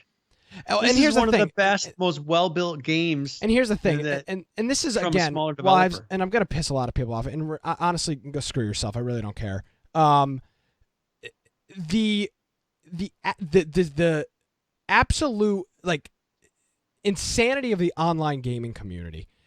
It's all together. The people that play computer games are arguably some of the worst people out there. I mean, they're just the most vile, disgusting, just constantly pissed off people that exist. I mean, they have never have a single good word to say about anything. All they do is bitch and complain about everything. Everything, Brian. Well, it seems like it's been like that since they released that expansion. But it's every game that we cover. All people do is bitch and complain. Nobody's happy with anything. I just don't understand it. Like that's what gets me. The thing is I look at like Ark, for instance, as we're talking about Ark. I look at the quality level of their releases constantly. The amount of money I put into Ark versus the amount that they're constantly putting into it, excellent deal. I mean, I can't think. I'm the one who bought the Black Death. I mean, probably for the same price as I bought Ark, and so you can't tell me. I mean, I look at no features being put in that one, and then I see we're covering every single week constant new content, and they're saying that this is a crap game. I mean, come on. Look at how much work and how much content. It's like they've lost all sense of realism about what to expect in the game. And my favorite comment was somebody saying that you're alienating your small user base. There are currently 50,709 people playing Ark. 50,709 people playing Ark right now on Steam. As we speak, it is the fifth most overall played game right now on Steam. It is behind, and the four other games behind it are all AAA titles, or Valve games: Dota 2, Counter-Strike, Grand Theft Auto, TF2, and Ark. Those are the games. Those are the top 5 games currently being played on Steam. The most played games on Steam. Yep. Those are the most played. And it just doesn't. And make here's any someone sense. saying the Ark dev sucks so much. I mean, come on. And here's the thing. And that's my point. These people in the community, they're just stupid. Like it's as plain and simple as that. And here's the thing. I've said some stupid stuff from time to time. Don't get me wrong. But what a comment to me. I read a comment over some guy. Well, I was gonna buy Ark for me and my 5 friends, but after this post, I can't do that. What? You're not gonna buy Ark because they're gonna add an animal to the game if they win a fake award? This isn't even real. What are they gonna get? What are they giving them $100,000 too? Not that I'm aware of. I think it's a stupid award. Like, I mean, isn't that all it is? It's like me making the Affection Podcast Awards and we give it away to people in the chat. The only reason a lot of people are entering these is because they offered an achievement pretty much for filling this out. I wouldn't have done it for any other reason. Is that not bribing? As well. Is that not bribing people to enter Valve? I mean, people aren't pissed off about that. They had no problem getting their achievement so they could post on Reddit how many Steam achievements they have. I mean, it's the same thing. Yep. There is a real problem with this community, Brian. I've said it since day one, and I will continue to say it. There's just no logic. And Manstand says participation awards. Welcome to today's society. I don't understand it. I really don't understand it. People are. Yep. It just doesn't make any sense. It just doesn't make any sense. So that's the big controversy. Go and vote for Ark. I wasn't going to because I didn't vote in the originals. I will now. Yeah. I really hope they win, so they can just give the middle finger to everybody that wrote these comments. I mean, they've got 35. They have 343 comments on this post. Yep. This is sleazy. I will vote for anything else. Whatever. Yeah. I was going to vote for Ark, but now that you did this, no, thank you. Whatever. to each their own. It just doesn't make any sense. Yeah, I know. That's the frustrating thing is I look at how they do it. Excellent game. I was not mad about them releasing an expansion because it was such a big difference from the original. This game, and we've said it before, could easily have not been in alpha anymore and get away with it. Like you could say that this is, I mean, just they should release the beta, just move it up to beta and people will complain less. Oh, it's an alpha, man. No, just put it in beta and move on. Yeah, I agree 100%. I just Brian, I really don't understand it. Yeah. So we'll see what happens. I just don't. I don't see any point of this. I really don't. So I don't know. I don't get it. So that's kind of the controversy with Ark. That's why everybody's all pissed off today. That's a real solid reason to be upset. Yeah. Brian, I mean, look at the podcast awards, Brian. That was literally but here's the thing, that's how all online awards work. Like the Streamies and all those other stupid online awards, they're all the same. Go online and vote. Go online and vote. Go on. You know, that's how bribery works. That's how these are popular contests.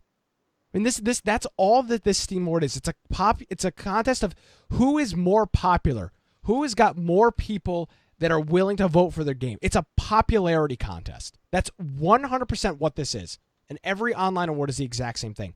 All about popularity. So what's the problem? Yep. Right?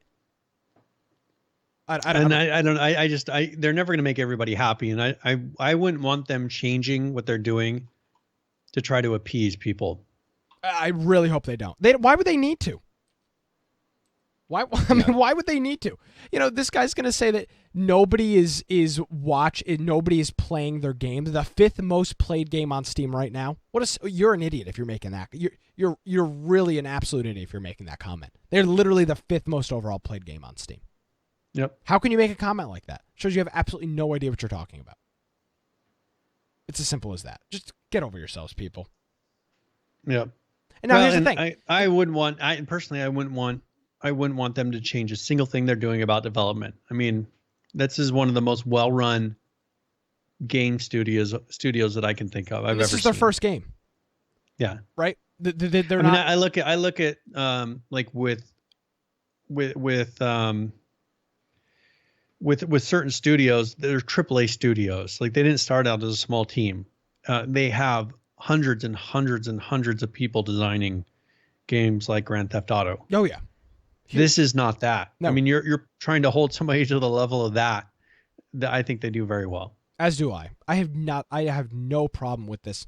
And I think the people that are pissed off are the people that really don't understand what this contest is, which is, it's plain and simple a popularity contest. That's what these are. The popularity contest.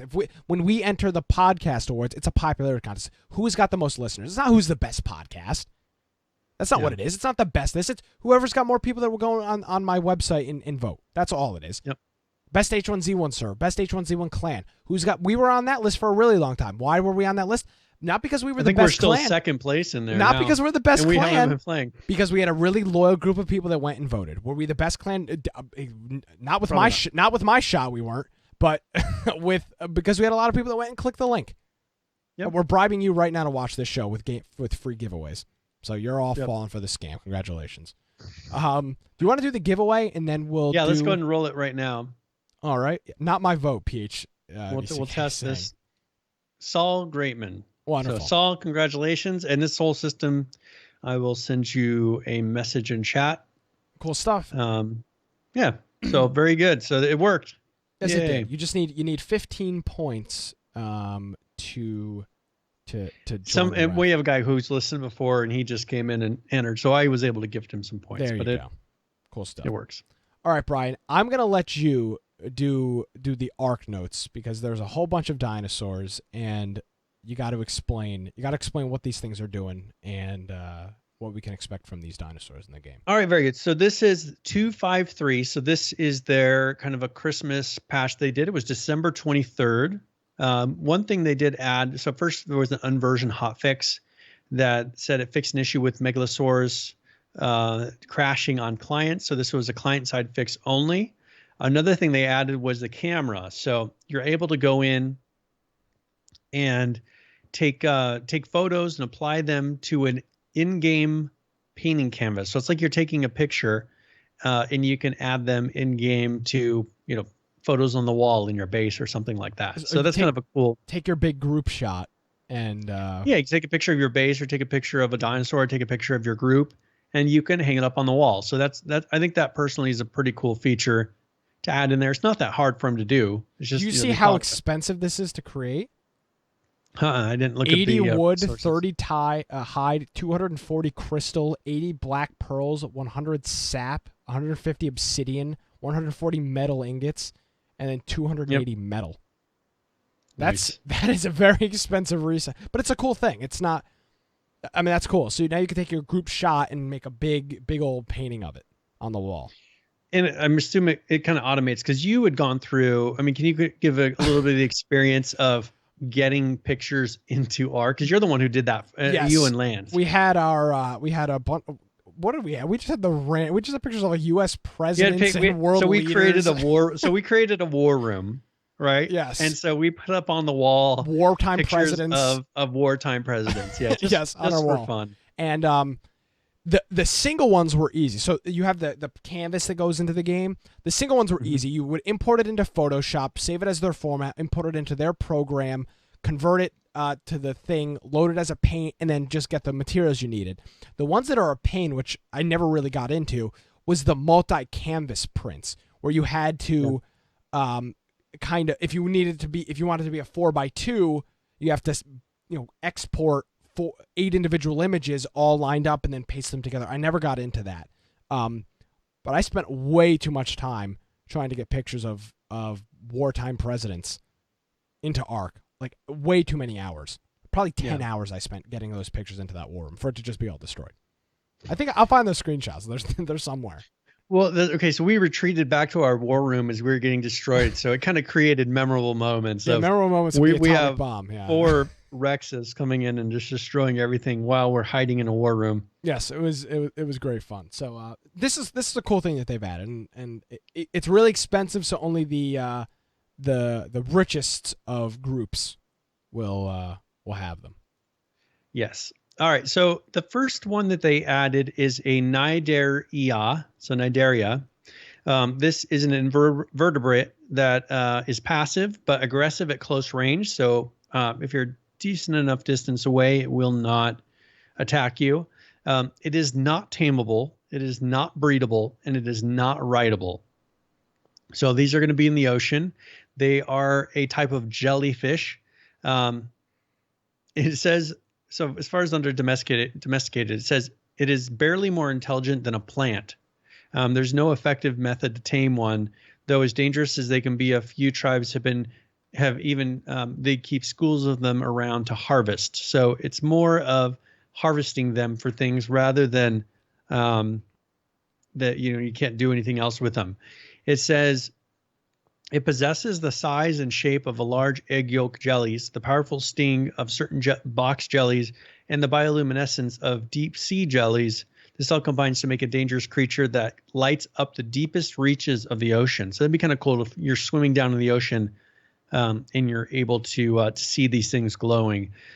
You're able to gather biotoxins from them, which that seems to be a new thing. I don't remember seeing those before. So biotoxins can be used to craft shocking tranquilizer darts, which are twice as potent as regular darts.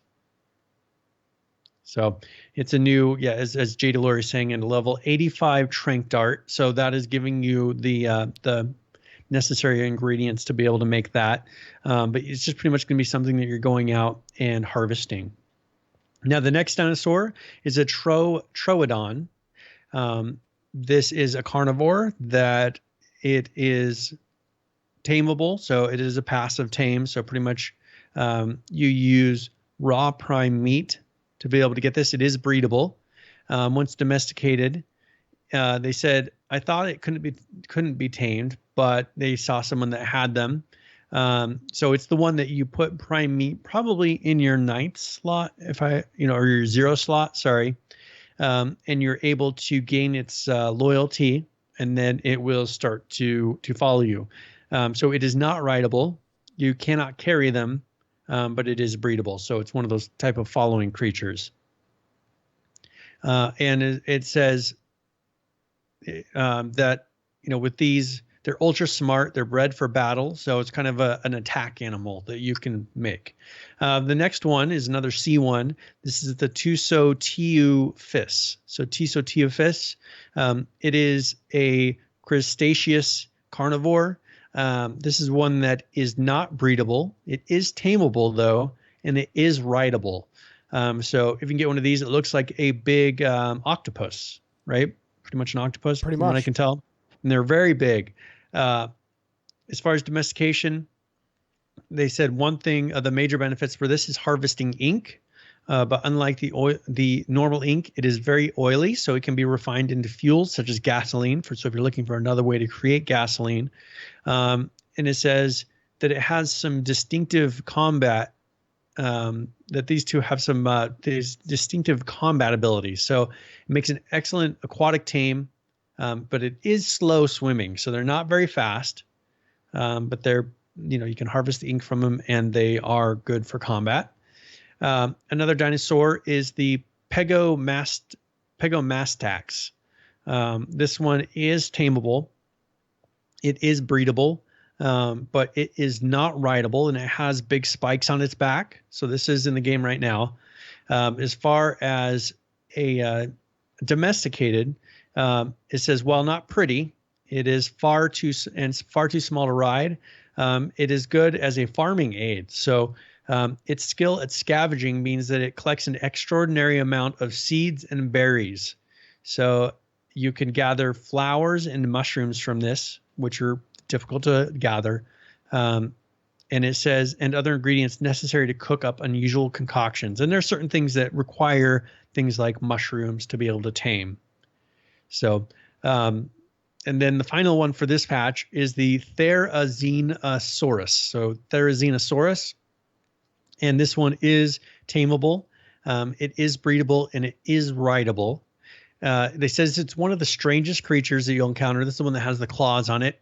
It says it's built like a Tyrannosaurus or an Allosaurus, but the creature is an herbivore. So it uses its sai-like hands to pull down leafy vegetations for consumption.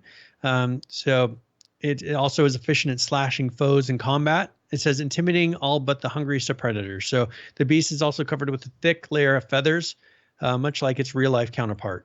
And then they give the name of the actual original dinosaur. So that is the new ones that were added on December 23rd, the 253 patch. Another thing they added where it was the underwaters. They added 2 new full-scale underwater caves. And these have progression-oriented level caves with artifacts in them. Also, they're doing the Winter Wonderland event, so you can follow Raptor Claws around again this year. It is on the island Scorched Earth and the center. One thing he drops coal, creatures. It says occasionally tough as nail creatures to keep you warm at night, and lots of cosmetics. And the Dodorex makes an appearance along with new items. So in this patch, they were able to get a 15% network performance increase. Battle Eye is now enabled by default on dedicated servers, so you don't have to use the command line to activate it anymore. And then various new Ark Dev kit features and hooks have been added. And then the tame speed multiplier, the harvest amount multiplier, and the XP multiplier are now hard coded with an extra 2% multiplier.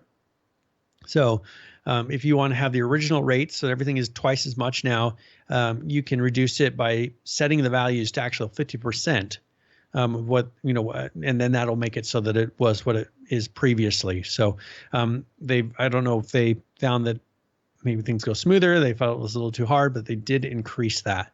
And after this, it's smaller patches. So we have 253.1.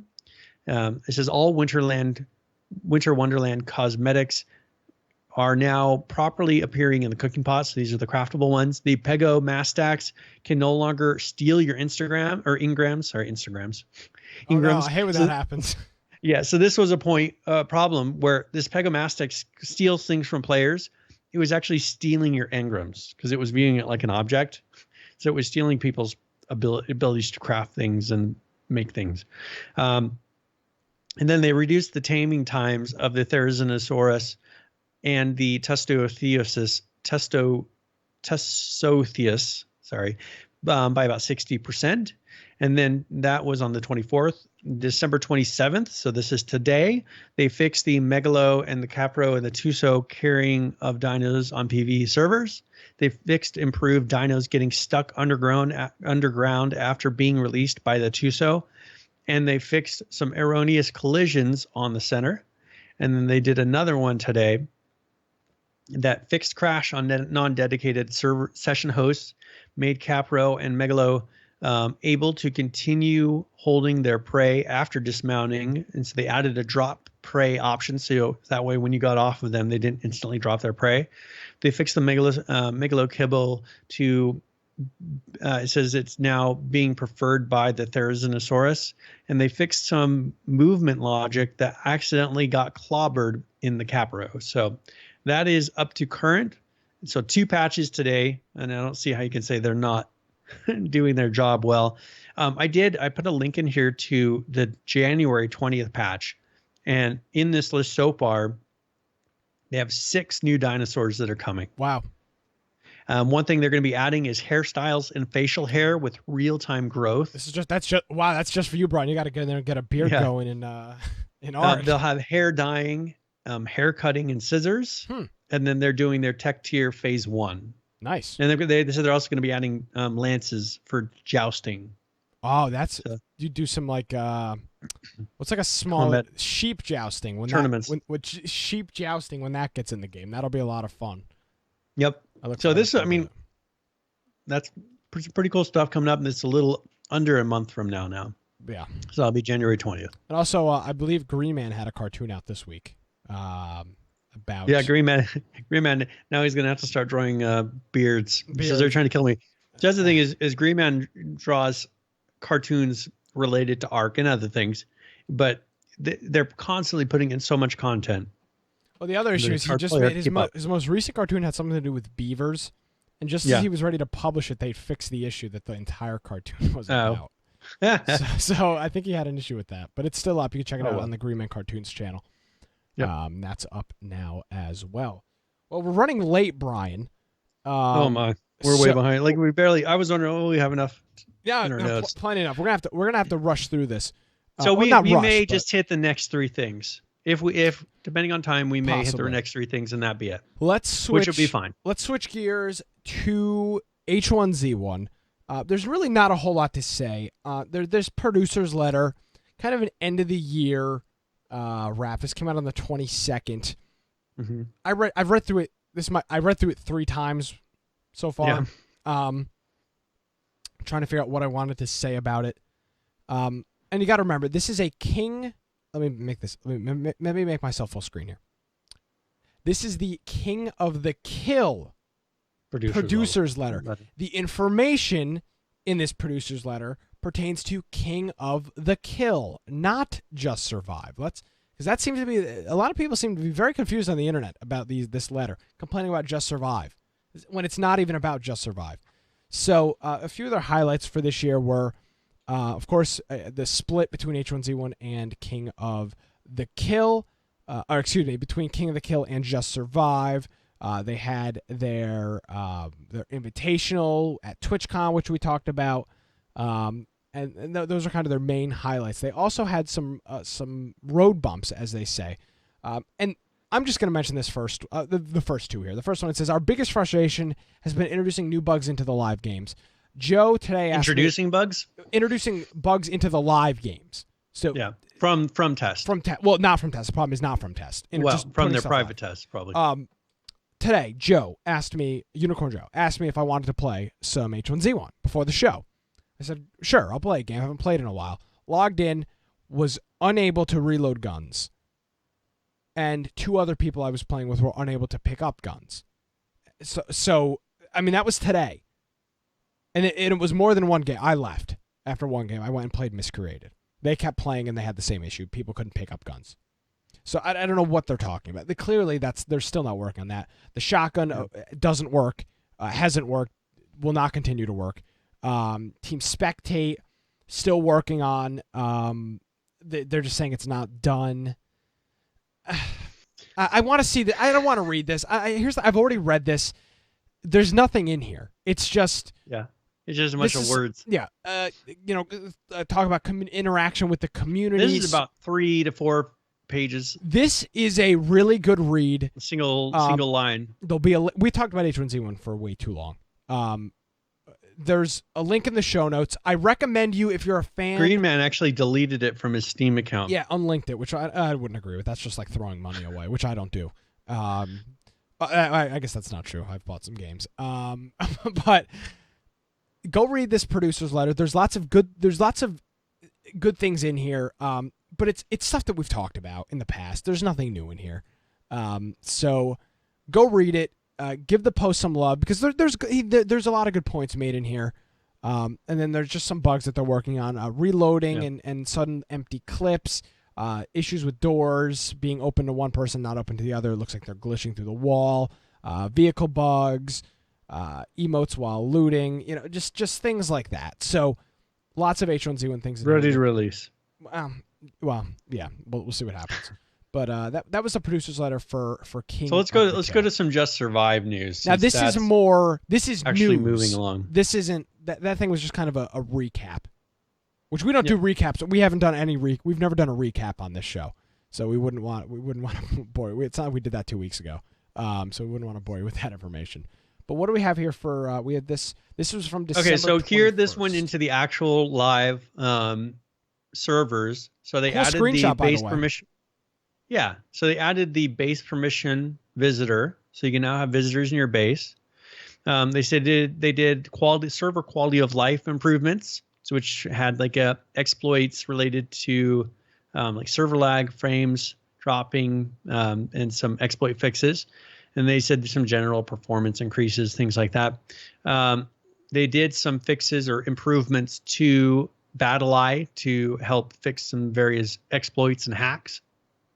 They said spawn cap bug and fix an issue where a server may not propagate loot to the correct distributions. This is a big fix that should dramatically increase overall loot quality of life. The general loot balance tuning pass, they added the description full to the queue system, so you actually will be able to tell if a server is full, because usually it would say high. Now it actually shows full. They added queue placement numbers back in there, so you can tell how long until how long until you can get into a server. It'll say 3 people left, 2 people left. Fix various vehicle issues. Vehicles not exploding when reaching 0% health. Vehicles being usable with 0% fuel. So those should now explode. They should stop driving with 0% fuel. They fixed an issue with passenger desync, aka cord pulling. So if you're cutting your internet connection and having it benefit you in some way, they're trying to fix that. Fix an exploit involving ATVs and gates. Vehicles will no longer kill you in or on your base. Updated point of interest restrictions for the church located at I-8. They fixed a hoodie issue. All hoodies now display their correct skins. They fixed a failed to load attachment error message. They removed the Darko zombie and its related functionality, and I'm not sure. I never heard why. I was kind of wondering on this one. They fixed several issues with shock traps. They will no longer go off forever after being detonated. Arrows no longer crash players near bases.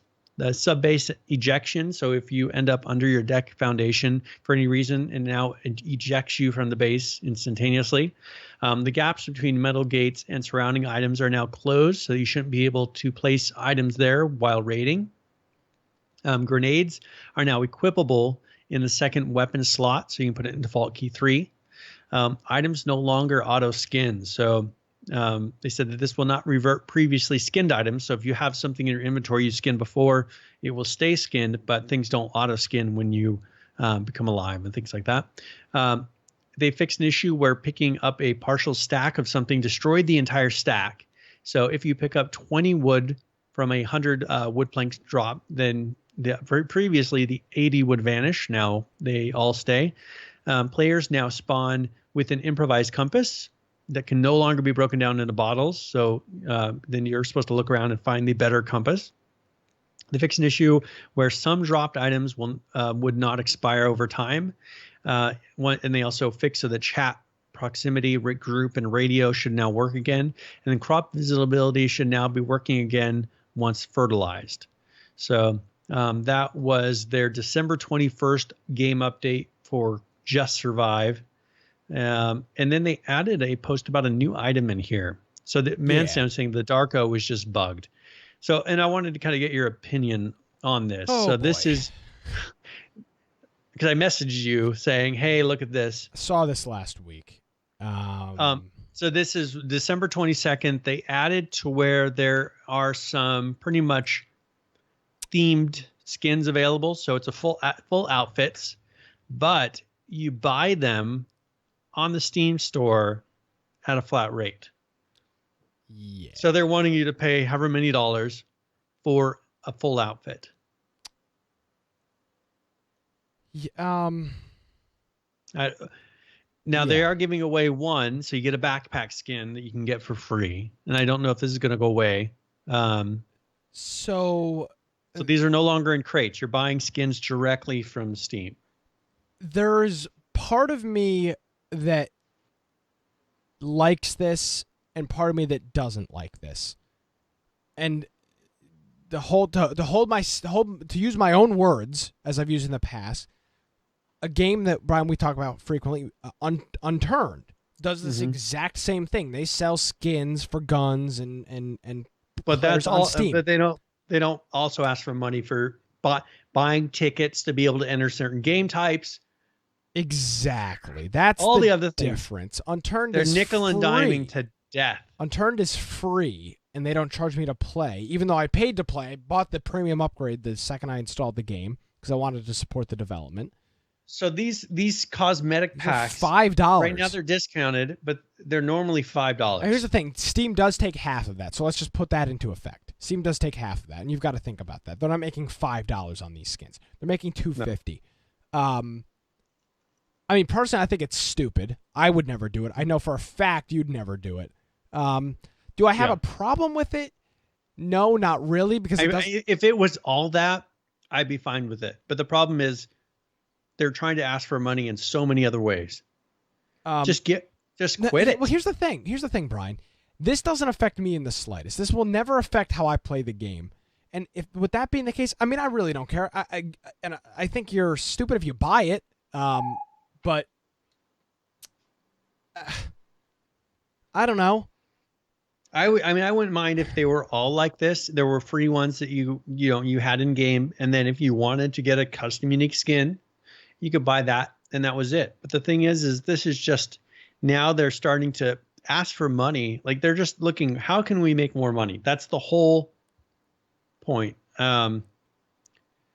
They're just asking for more ways to make money. Like, oh, can we nickel and dime over here? I mean, the fact that they're going to ask for tickets to be able to enter game types drives me crazy. It drives me crazy. I don't like it. I don't agree with it, but it doesn't affect. And then they're going to have soon on there, they'll have a button that says buy 1,000 tickets for $50. Yep. That's what's going to come next. And you know what? I don't like it. But again, until it affects my play style and how I play the game, I don't really care. I just get tired of being asked for money constantly from. But are they really asking company. you to? Are they really asking you to, like? You don't get any added. Now, if there was an added benefit, like if you could buy a gun, now I would not be okay with that in the slightest. If you can, but it's just a skin. Like it doesn't really change. They're not. I don't think they're asking you to buy this or forcing you to buy this. No. Personally, I don't really care. I think it's stupid, but I don't know. Does it bother me? No. I think it's stupid. It's just I just get annoyed by it. If it was a game thing that they were selling, like a gun, then I'd have a problem with it. But no, not really. But for instance, they're selling. Let's look at like Atlas. Let's look at the Atlas pack. They're selling a skin that is just a recoloring of existing assets already in the game. The boots aren't any different. The pants were already there. It's just a reskin. The raincoat kind of jacket was already there. That hat is nothing special. They're charging $5 for this. Well, again, it's just a slight color variation. Yeah. From previous ones. Here's the thing: if your community is stupid enough to buy these things, why would you not make as much money as you can? I don't know why. In God's name makes a comment. this. These are the only skins that actually fit the game. They do. Like Yeah. These are the only ones that actually fit into the Uh-huh. whole like lore. I mean, there's a few other ones you could put in here, but this compared to all those other ridiculous pig heads and scary clown masks and everything else in my survival game, that's one reason why I don't want to play it anymore. I don't want to see that. I don't want to run across somebody in my, and I bring up my no immersion too much, but when I'm trying to get into a survival game and get immersed, and then somebody with a pig head mask comes from one side and tries to shoot me while yelling crazy things in the microphone, and then you got a guy from the other side in a clown mask wearing a Hello Kitty backpack is trying to kill me from the other side. That just, for me, it just pulls me out of the game. I just can't stand it. I mean, it just, for me, the game has changed so much that they need to do something. I mean, replace those skins with these ones. Take out the clown mask and put something in and say, hey, we understand that you're sad that this is coming out of the game. Replace it with something really cool. Make that what you're starting to put in the game, and take out all the stupid stuff that's killing survival. No, yeah, I don't think these skins are killing survival because there's so many No, issues but with survival. but I'm talking about the pig heads and the clown masks and just the bright, the I agree. I just the spandex that have muscles on them and just all the stupid stuff. The wrestler's belt. Again, I think all that stuff is stupid. Wrestling shirt. All that junk ruins it for survival. Agree with you 100%. But I can't be mad about this. I really can't. Like, I can't. There's just no reason for me to be. Well, why not take these resources and say, all right, we're going to start replacing things that don't fit the genre, and we're going to put in these skins in place of them. That would be great. Why? But they won't. They'll be like, we can't make money off of that. They won't. It drives me crazy. They're free to make as much. This company. You know what? Here's the thing. We've seen it over and over again with these invitationals. They are making money hand over fist from the community. Why would they not try to make as much as possible? I mean, I think about this realistically. All emotions aside from it, if you want to spend $5 to have a puffy jacket on, some camo pants, and a backwards hat, to each their own. I mean, I'm not. But that shows me that they're not all about making this game as good as it can be. They're all about, let's make the game good enough to make more money off of it. Right now, people aren't buying it because it's labeled as a bad game. Let's try to fix it enough to make more money. That's all. I mean, I understand business. I understand that's what it is, but it shows me that there's not passion behind it. And I'm hoping now there hasn't been passion. Let me clarify this correctly. There hasn't been passion behind it. And I hope that with these new guys, and I have hope that with these new guys, that will change. That there will be a little bit of pride, and it doesn't have to be passion, but at least a little bit of pride behind your work to say, I'm trying to make a really good game that I'm proud of going into a stream and saying to those people, hey, I helped make this game. Yeah. Because if someone from the Just Survive team came in and said, hey, I helped make this game, I'm not going to be like, oh, good job.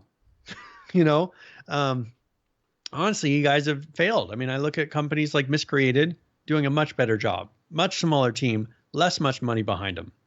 Ark doing an excellent, no comparison between Ark's quality of development and this. It's just, I just don't get it.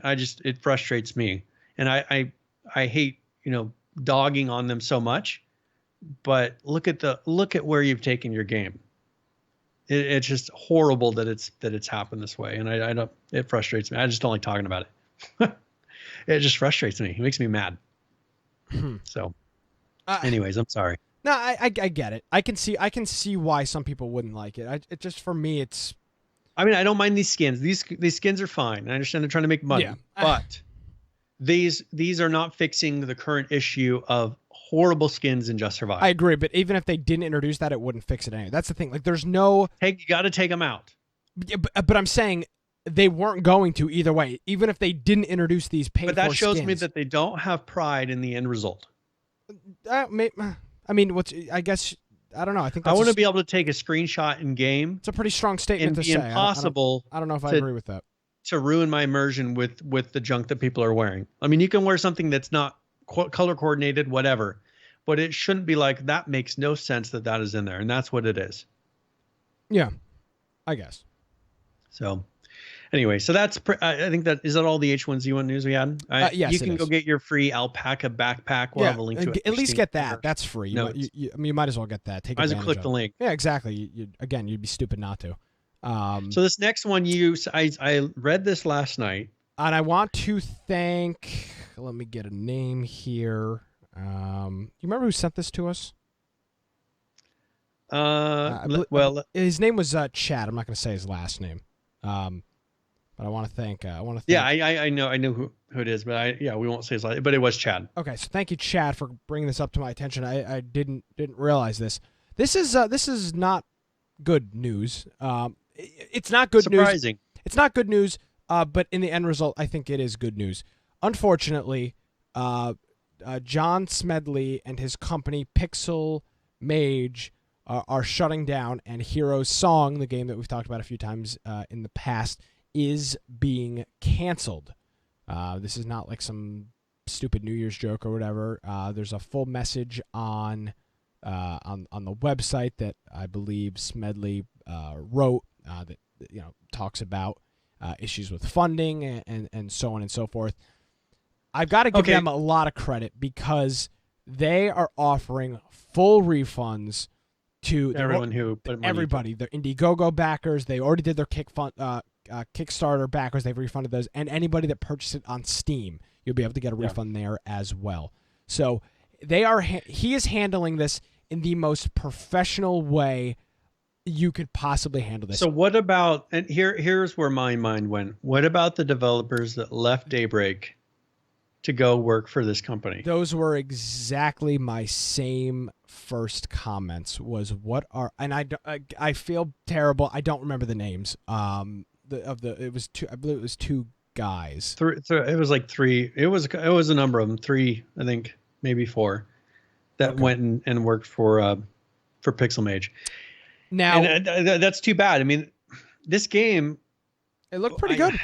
I don't know. They said it was because of poor sales, but the thing is they barely released it. Like I was waiting for them. Well, Steve George was one of them. Steve George was one of them, and I believe Steve George has been in the chat a couple times. It sucks. But here we go. I'll take your video off so you don't get attached with this comment. It sucks, but it in my opinion, I think that Smedley saw and is currently seeing what an absolute disaster H1Z1 is in terms of they cannot produce what they were originally set to produce. And I think part of that had to do with this. Now, I have no inside information. I have no way to prove this, but I honestly believe him looking first from the inside out and then from the outside in on H1Z1, he may have saw this wasn't going to work out and didn't want to put the people that were purchasing this game through the exact same, drag them through the mud like H1Z1 and Daybreak has dragged their players through. Would you agree with that assessment, Brian? Do you think that had something to do with it? Yeah, or maybe it might have been he saw that he wasn't going to be able to deliver what he thought he was going to deliver. That's the thing is when you make a big vision of look at this game, we're going to try to sell you.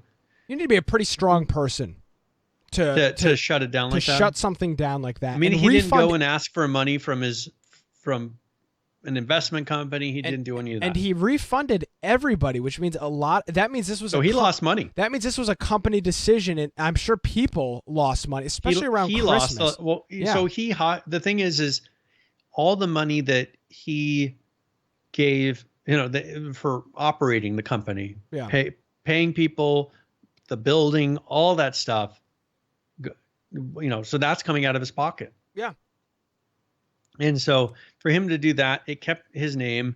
And it makes me sad because I think this game, maybe he's realizing that pixel games are not where it's at. I don't know what it is. I may agree with that assessment. I think I partially agree with that assessment as well. I think that was a little bit. I think we're a little too late for that to be a big thing. Now here's the thing. It is definitely not going to be the end of Smedley. This guy is, in my opinion, he's pretty visionary when it comes to this stuff. I think, and maybe he realized that because of him coming out of Daybreak, he hit this one a little bit late. Yes. But that's the thing, is you got to be able to pick a game and say, hey, we're going to hit this and go for it and be ahead of the curve. So we're the first doing it, or first doing it well. And I think he saw with this game, I mean, it was a cool concept, but it's a niche game. Yes. There's an issue with a niche game is you're going to have a limited number of sales. Exactly. And when it's your first release, you need sales. You need those numbers to be able to make another game. And maybe this wasn't the one. I don't know what he's going to do. So they said, it says the post details about how players who acquired Hero Song via Indiegogo and Steam both got their refunds. But, he figured that maybe it wasn't going to reach the numbers and the popularity that he was hoping to be as big.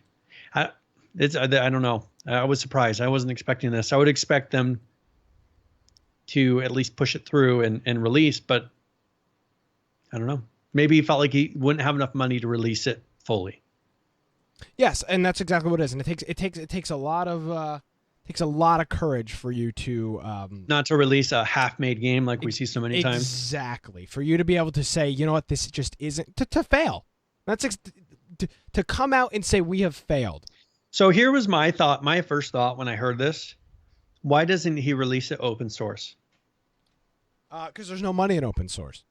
No. I'm just saying, here's what we made, and releasing it to the public as, here, if you guys want to put some time into it and finish it, you can put it up on GitHub as an open source project and see what people do with it.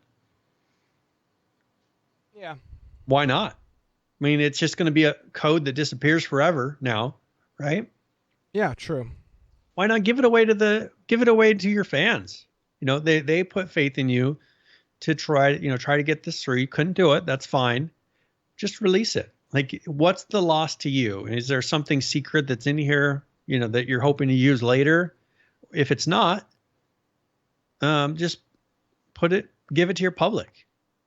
There's a lot of programmers who would love to throw some time into this. Yes, I agree. And so I don't understand. And I'm sure he's not listening to us right now, but that would be my thought. Like, just release it to the public. Let them, and maybe in your name, it'll take off, and people say, "Hey, this came from Smedley." True. Yeah, I mean, it could end up paying off for him big time. If nothing happens with it, nothing happens with it, and it moves on. I mean, that's my thought. That's the first thing I said. Well, why doesn't he just release it? These companies that aren't going to be releasing a similar title again soon, why don't they just release their games they never complete? A lot of time went into it to get it to that point. I think open source programs are one thing. Open source games are maybe another thing. I've never heard of a successful open source game.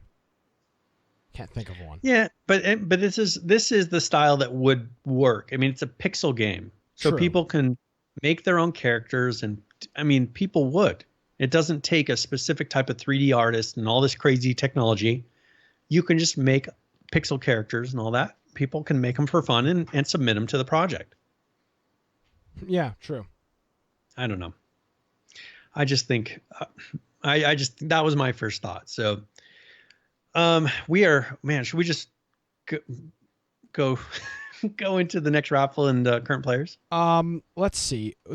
We should, because we are at our. You want to do the Rust thing quick? There's no video with it. It's I guess okay. We can just cover it it's a limited one anyway. Short week, yeah.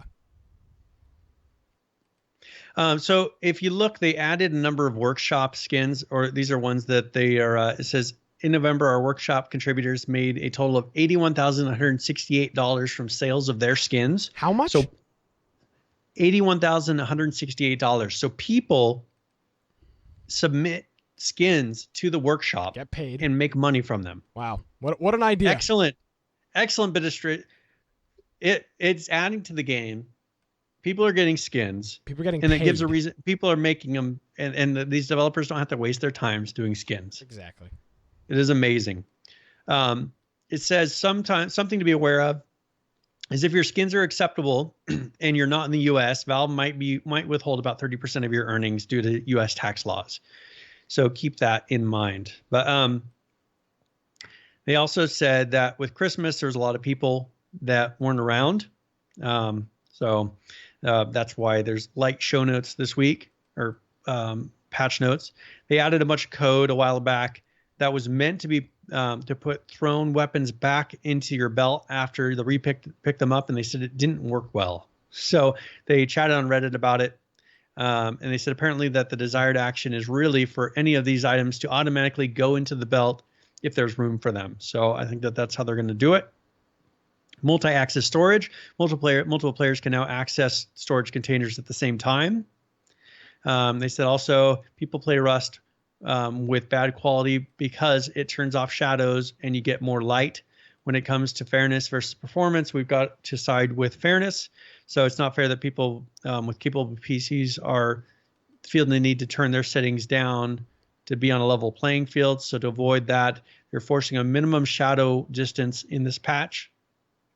Sorry if it negatively affects frame rates. That's interesting. That's they're kind of forcing a little bit. So essentially, you're able to take advantage of there not being shadows and everything, so you can see much clearer.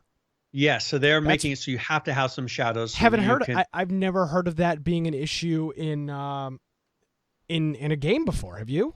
Well, you remember in H1Z1 when we used to tweak the settings so that you could see people maybe that were in kind of covered areas a little bit better. I remember turning the gamma up.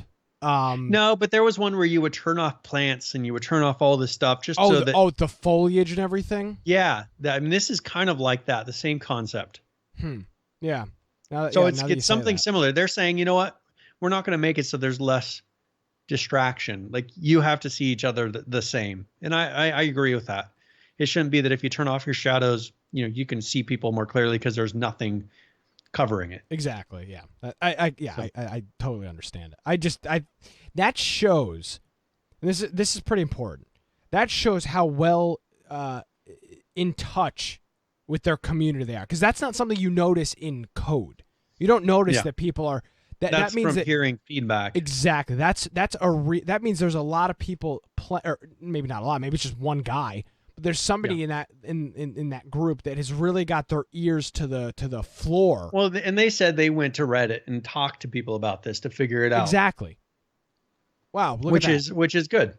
Yeah, exactly. That's how it's supposed to be.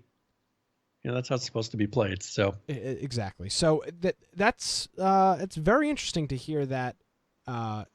It's something you don't even think of, really, to be honest with you. So that's cool to hear. And that was pretty much it with Rust, right?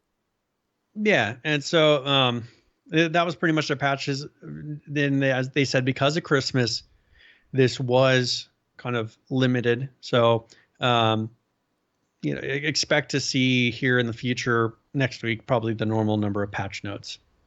And and then of course there's no video because there wasn't really anything in the patch. So that's Rust. Do we want to announce? All right, so let's go ahead and so I am going to, for this one, let me actually open it up first to get used to this. So this is going to be the same thing. We'll do 15 points if you've been listening. Change that time interval to like 3 minutes if you could as well. For the announcement? Yeah, that'd be great. I don't see where I can do that. Cog. Oh, okay. So do get options. Yeah. Okay. So we'll have it to where it messages every 3 minutes, you said? Yeah, that should work. Okay. So exclamation point giveaway, and it was now open. Cool. We're going to be giving a copy of Star Wars The Force Unleashed 2. Ah, nice. So if you want to enter for that, it is going to be until I do my tip of the week. We'll be opening that raffle and we'll roll it right afterwards.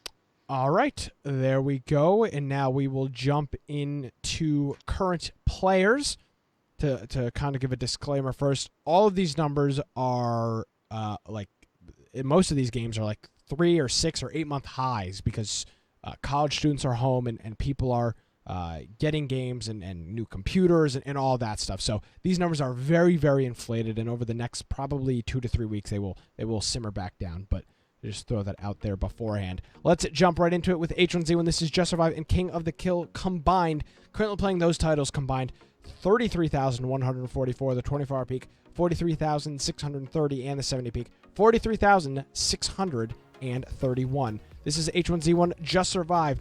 Really good numbers with this, pointed out by Deacon in our chat room earlier. Currently playing that, 5,173, the 24-hour peak for this, 6,513, and the 70 peak right next to it, 6,514. Same story with King of the Kill, currently playing that, 27,971. The 24-hour peak, 37,117. And the 70 peak is exactly that same number, 37,117. Ark, again, the game that I guess nobody's playing according to nobody's playing that game. Commenters on Steam. Currently playing that, though, 45,399. The 24-hour peak, 63,169. And the 70 peak right there, too, 63,170. Rust, great numbers from this as well. Currently playing that, 25,474. The 24-hour peak, 39,604. And 42,714 is your 24-hour peak. Brian, Miscreated, currently playing that, 3,061 players, and the 24-hour peak and the 70 peak are the same at 4,144. I got to tell you, paying off. It is definitely paying off with the Miscreated, and we can accurately say that we had something to do with those numbers. So strong numbers all around the board. It's 3 or 6 month highs for literally every single one of these games. That's people are playing it. So. Yeah, exactly. People are playing all of these games. It's a popular time of the year to play games. So that's current players. Hopefully next week they'll be a little lower. Not that it's good that nobody's playing. People are coming out of Christmas. Yeah, exactly. Very good. All right. So tip of the week is where I go through and give either a survival tip. Maybe it's for a specific game. Maybe it can be for gaming in general. This week it's going to be on Miscreated. So this is tip of the week.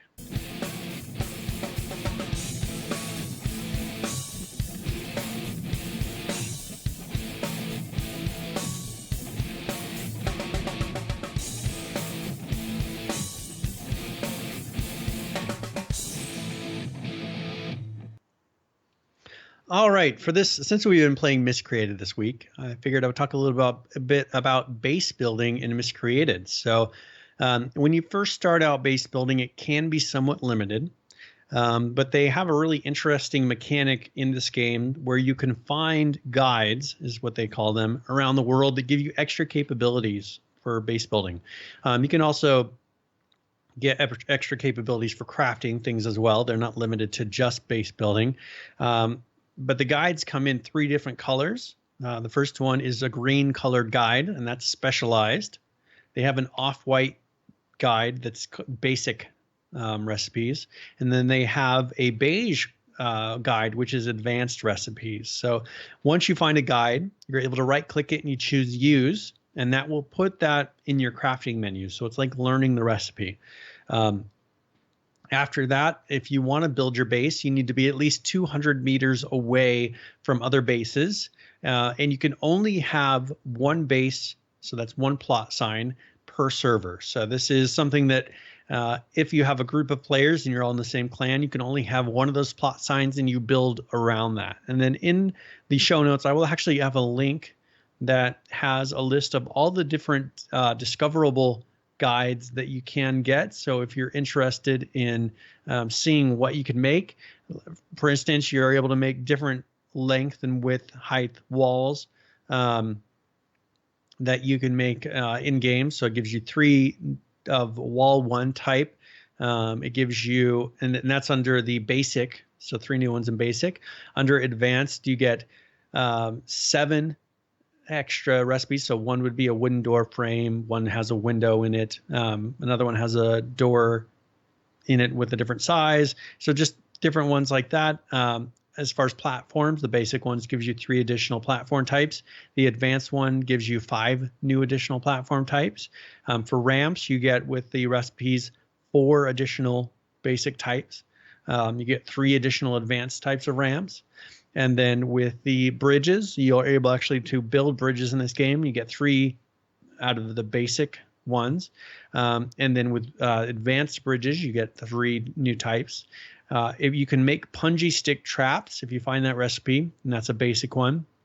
And then there's 2 advanced punji stick traps. One has, it's actually poisoned. You can use the rotten apples to poison those so that people will get poisoned and take more damage from that. They have tires, which is pretty much a pyre of tires. So you can stack up tires. They have 2 types of doing that. So the height that are basic ones. And then they have curved parts. So these are the base building to have like curved edges or curved walls, maybe stair type of things in your base. So I think they have about 10, 2, 4, 6, 8, 9 actually advanced curved base parts. Then they have electrical. So if you want to have like a placeable light, a power pole, a generator, those are 3 different types of recipes for that under basic. And then they have 2 specialized gates that you can get, and then a watchtower that's specialized as well. They have 2 like melee weapons that you can make, like a paddle and knuckles that you can put on if you're punching somebody that are basic. They have an enhanced medical recipe that you can get. And then they have an interesting one that's called the gallows. So you actually can put gallows for hanging people. I don't know if you can actually hang anyone at your base. And then a large wood crate, which gives you additional storage. So this is something that we were really needing to find in ours because there's a very limited, you can only have 1 storage container in your base. Literally. It's not even your base. It's 1 storage container per 200 meter base claim. Yes. So it's not like, oh, let me just build another little house over here that's got it. No, it's 1 per plot claim, which is 200 Which meters. is the whole server. Yeah. Because you can only have 1 per server anyways of the plot claim. You have to have somebody else claim it in a different clan. Yeah, and then it's just a mess. So, so you'll have to get that if you want to have additional storage, and I hope they continue to work on the storage for this. But that is tip of the week, Miscreated, and kind of just giving you an idea. That's how many additional recipes you can find around the world. Now, there was a question in chat from Godif. Where can you find these? So I have a link. It's on the Wikia. So miscreated.wikia. So wikia.com. If you go in there and just search for crafting guides, that will take you to this, and we'll also have a copy of them in our show notes. Okay. I'll put a link in chat for people that are here right now, so they can jump to them before the show is out. And then the other question: where do they spawn? So these are randomly looted. So as you're going around, you will see these sitting around. Okay. So you have to pick them up. They'll be sitting on beds or on counters. Have we things found like that. any yet? I don't think I found. Yeah, any. I've gotten 2 or 3, but they're just random things. Gotcha. I mean, I don't remember what they were. So you have to go around and search for these and kind of build up your list of recipes that you have. And it's purely by chance. You just happen to come across them. You can trade them. So let's say one person picks them up. You can give that copy to someone else to be able to learn. Nice. So very good. All right. Do we want to do this last raffle? Let's do it. All right. So the winner of this one is Ladykin. Lady Leknin. I don't know how you pronounce it. I just call her Ladykin. It's rigged. She probably pronounces it somewhat differently. Yes. Someone who actually watches the show. Thank you very much. And if you want to check out, she has a Twitch channel. She streams fairly often. We have her as, I think, one of the auto hosts on our channel. Yeah, we do. So when she's streaming and we're not. Yeah, and if you're a streamer and you're a regular, get in touch with us. We've got Donnie on there, we've got Lady on there, we've got Landgun on there. So if you're a regular streamer and you're watching the show, and get in touch with me and we can add you to our auto host list. Because we've got some people in there that we're auto hosting when we're not live, and we're trying to stream more. I streamed. We've been doing much times, better over the last week or so. with some of those games. Then that included a Miscreated, in which we had one of the developers in the chat, which was neat to. Yeah, it was a lot of fun, and we actually got a custom tornado. It turns out they have listened. They are aware of the show. Yeah, he said he can't always catch the show, but he wanted to come say hi to us, so that was very nice of him. Yes.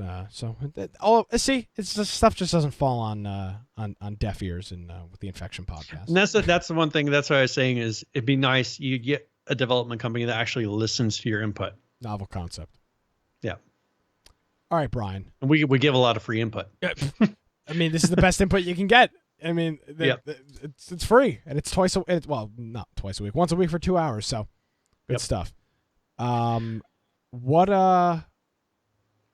think that's it. Yeah, if you want to find me at Boise Computer on Twitter, or if you'd like to go check out my blog, Bite of Tech, BITE of Tech.com. On there is a list of a whole bunch of ways that you can follow me on whatever social media you would like.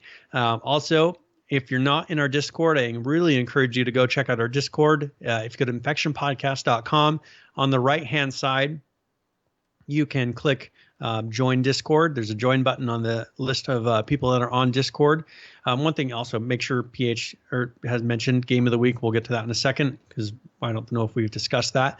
But if you want to click on that, it'll put you into our Discord group. We have a really good group of people, 30 plus people a lot of times, that are sitting and chatting throughout the day, playing different games. So it's an excellent community of people to play with. Also, we have our Steam group, which is mainly for notifications. If you're looking for a notification of when our show starts, maybe when we're streaming a Friday night game, or if we're streaming throughout the week, you join our Steam group and you'll get a little pop-up that just says, hey, we're starting a broadcast. So maybe you'll have an opportunity to come in and enter some of these raffles and win some games. So that is, I think that's it for me. Yeah, for the Game of the Week, the reason I haven't decided is because I won't be here. I have to work Friday night. So it's whatever you want to do, Brian. You want to? Well, that's a good question. It's whatever. How about we'll announce it in the next 2 days? Yep. So we'll put out. So if you go to if you're a member of our Steam group, we'll put a calendar event in there that will actually say, because I want to talk with the community a little bit, see and make sure that there's no free games that are going to be free to play that weekend, because those are always really nice. I like to check on those beforehand. So, yep. So we'll get that out. There's a couple ways to get notified by that. If you are following us on Twitter, we frequently tweet that stuff, plus other things as well. It's not like it's a super and we can announce Twitter it. Yeah, we'll announce it on Twitter as well. Yeah. So if you don't follow us on Twitter, that would be one reason why. So we'll announce it on Twitter. We will create an event on Steam, so you can go and click on the calendar icon. It'll tell you that. We'll do it at everyone in our Discord. Folks, you've got ways to get in touch with us and be part of the community. So if you don't and you miss out on something, it's on you. It's your fault. It's on you. There's so many different ways. We are so accessible. 7 days a week, you can get in touch with Brian or myself, and all of our information. So there's plenty of ways to do that. You just have to reach out and do that stuff. So to try. Yeah, exactly. You have to just a wee bit of effort. There's links on the website for all that stuff. infectionpodcast.com. All right, Brian. Thank you very much. We'll see you next week. And we'll hopefully play some more Miscreated. And I'm sure we will try to hammer out that base building thing a little bit more, and so we actually know what we're talking about. We need to play on the same server and just find recipes, so we have the ability to make all the different things. We will. We will all the things. All of the things in the world we will have in Miscreated. Next week we'll have everything done. We'll have a full assessment of the game coming up next week. Thanks, Brian. We'll be experts. Yeah, we're pros in our field. Guys, that is going to do it for episode 102 of Infection, the Survival Podcast. My name is Nick Craig. At Nicholas M. Craig is my Twitter. InfectionPodcast.com is the website. Thanks for tuning in live if you did. If not, check out our Twitch channel, twitch.tv/InfectionPodcast. Have a great week, everyone.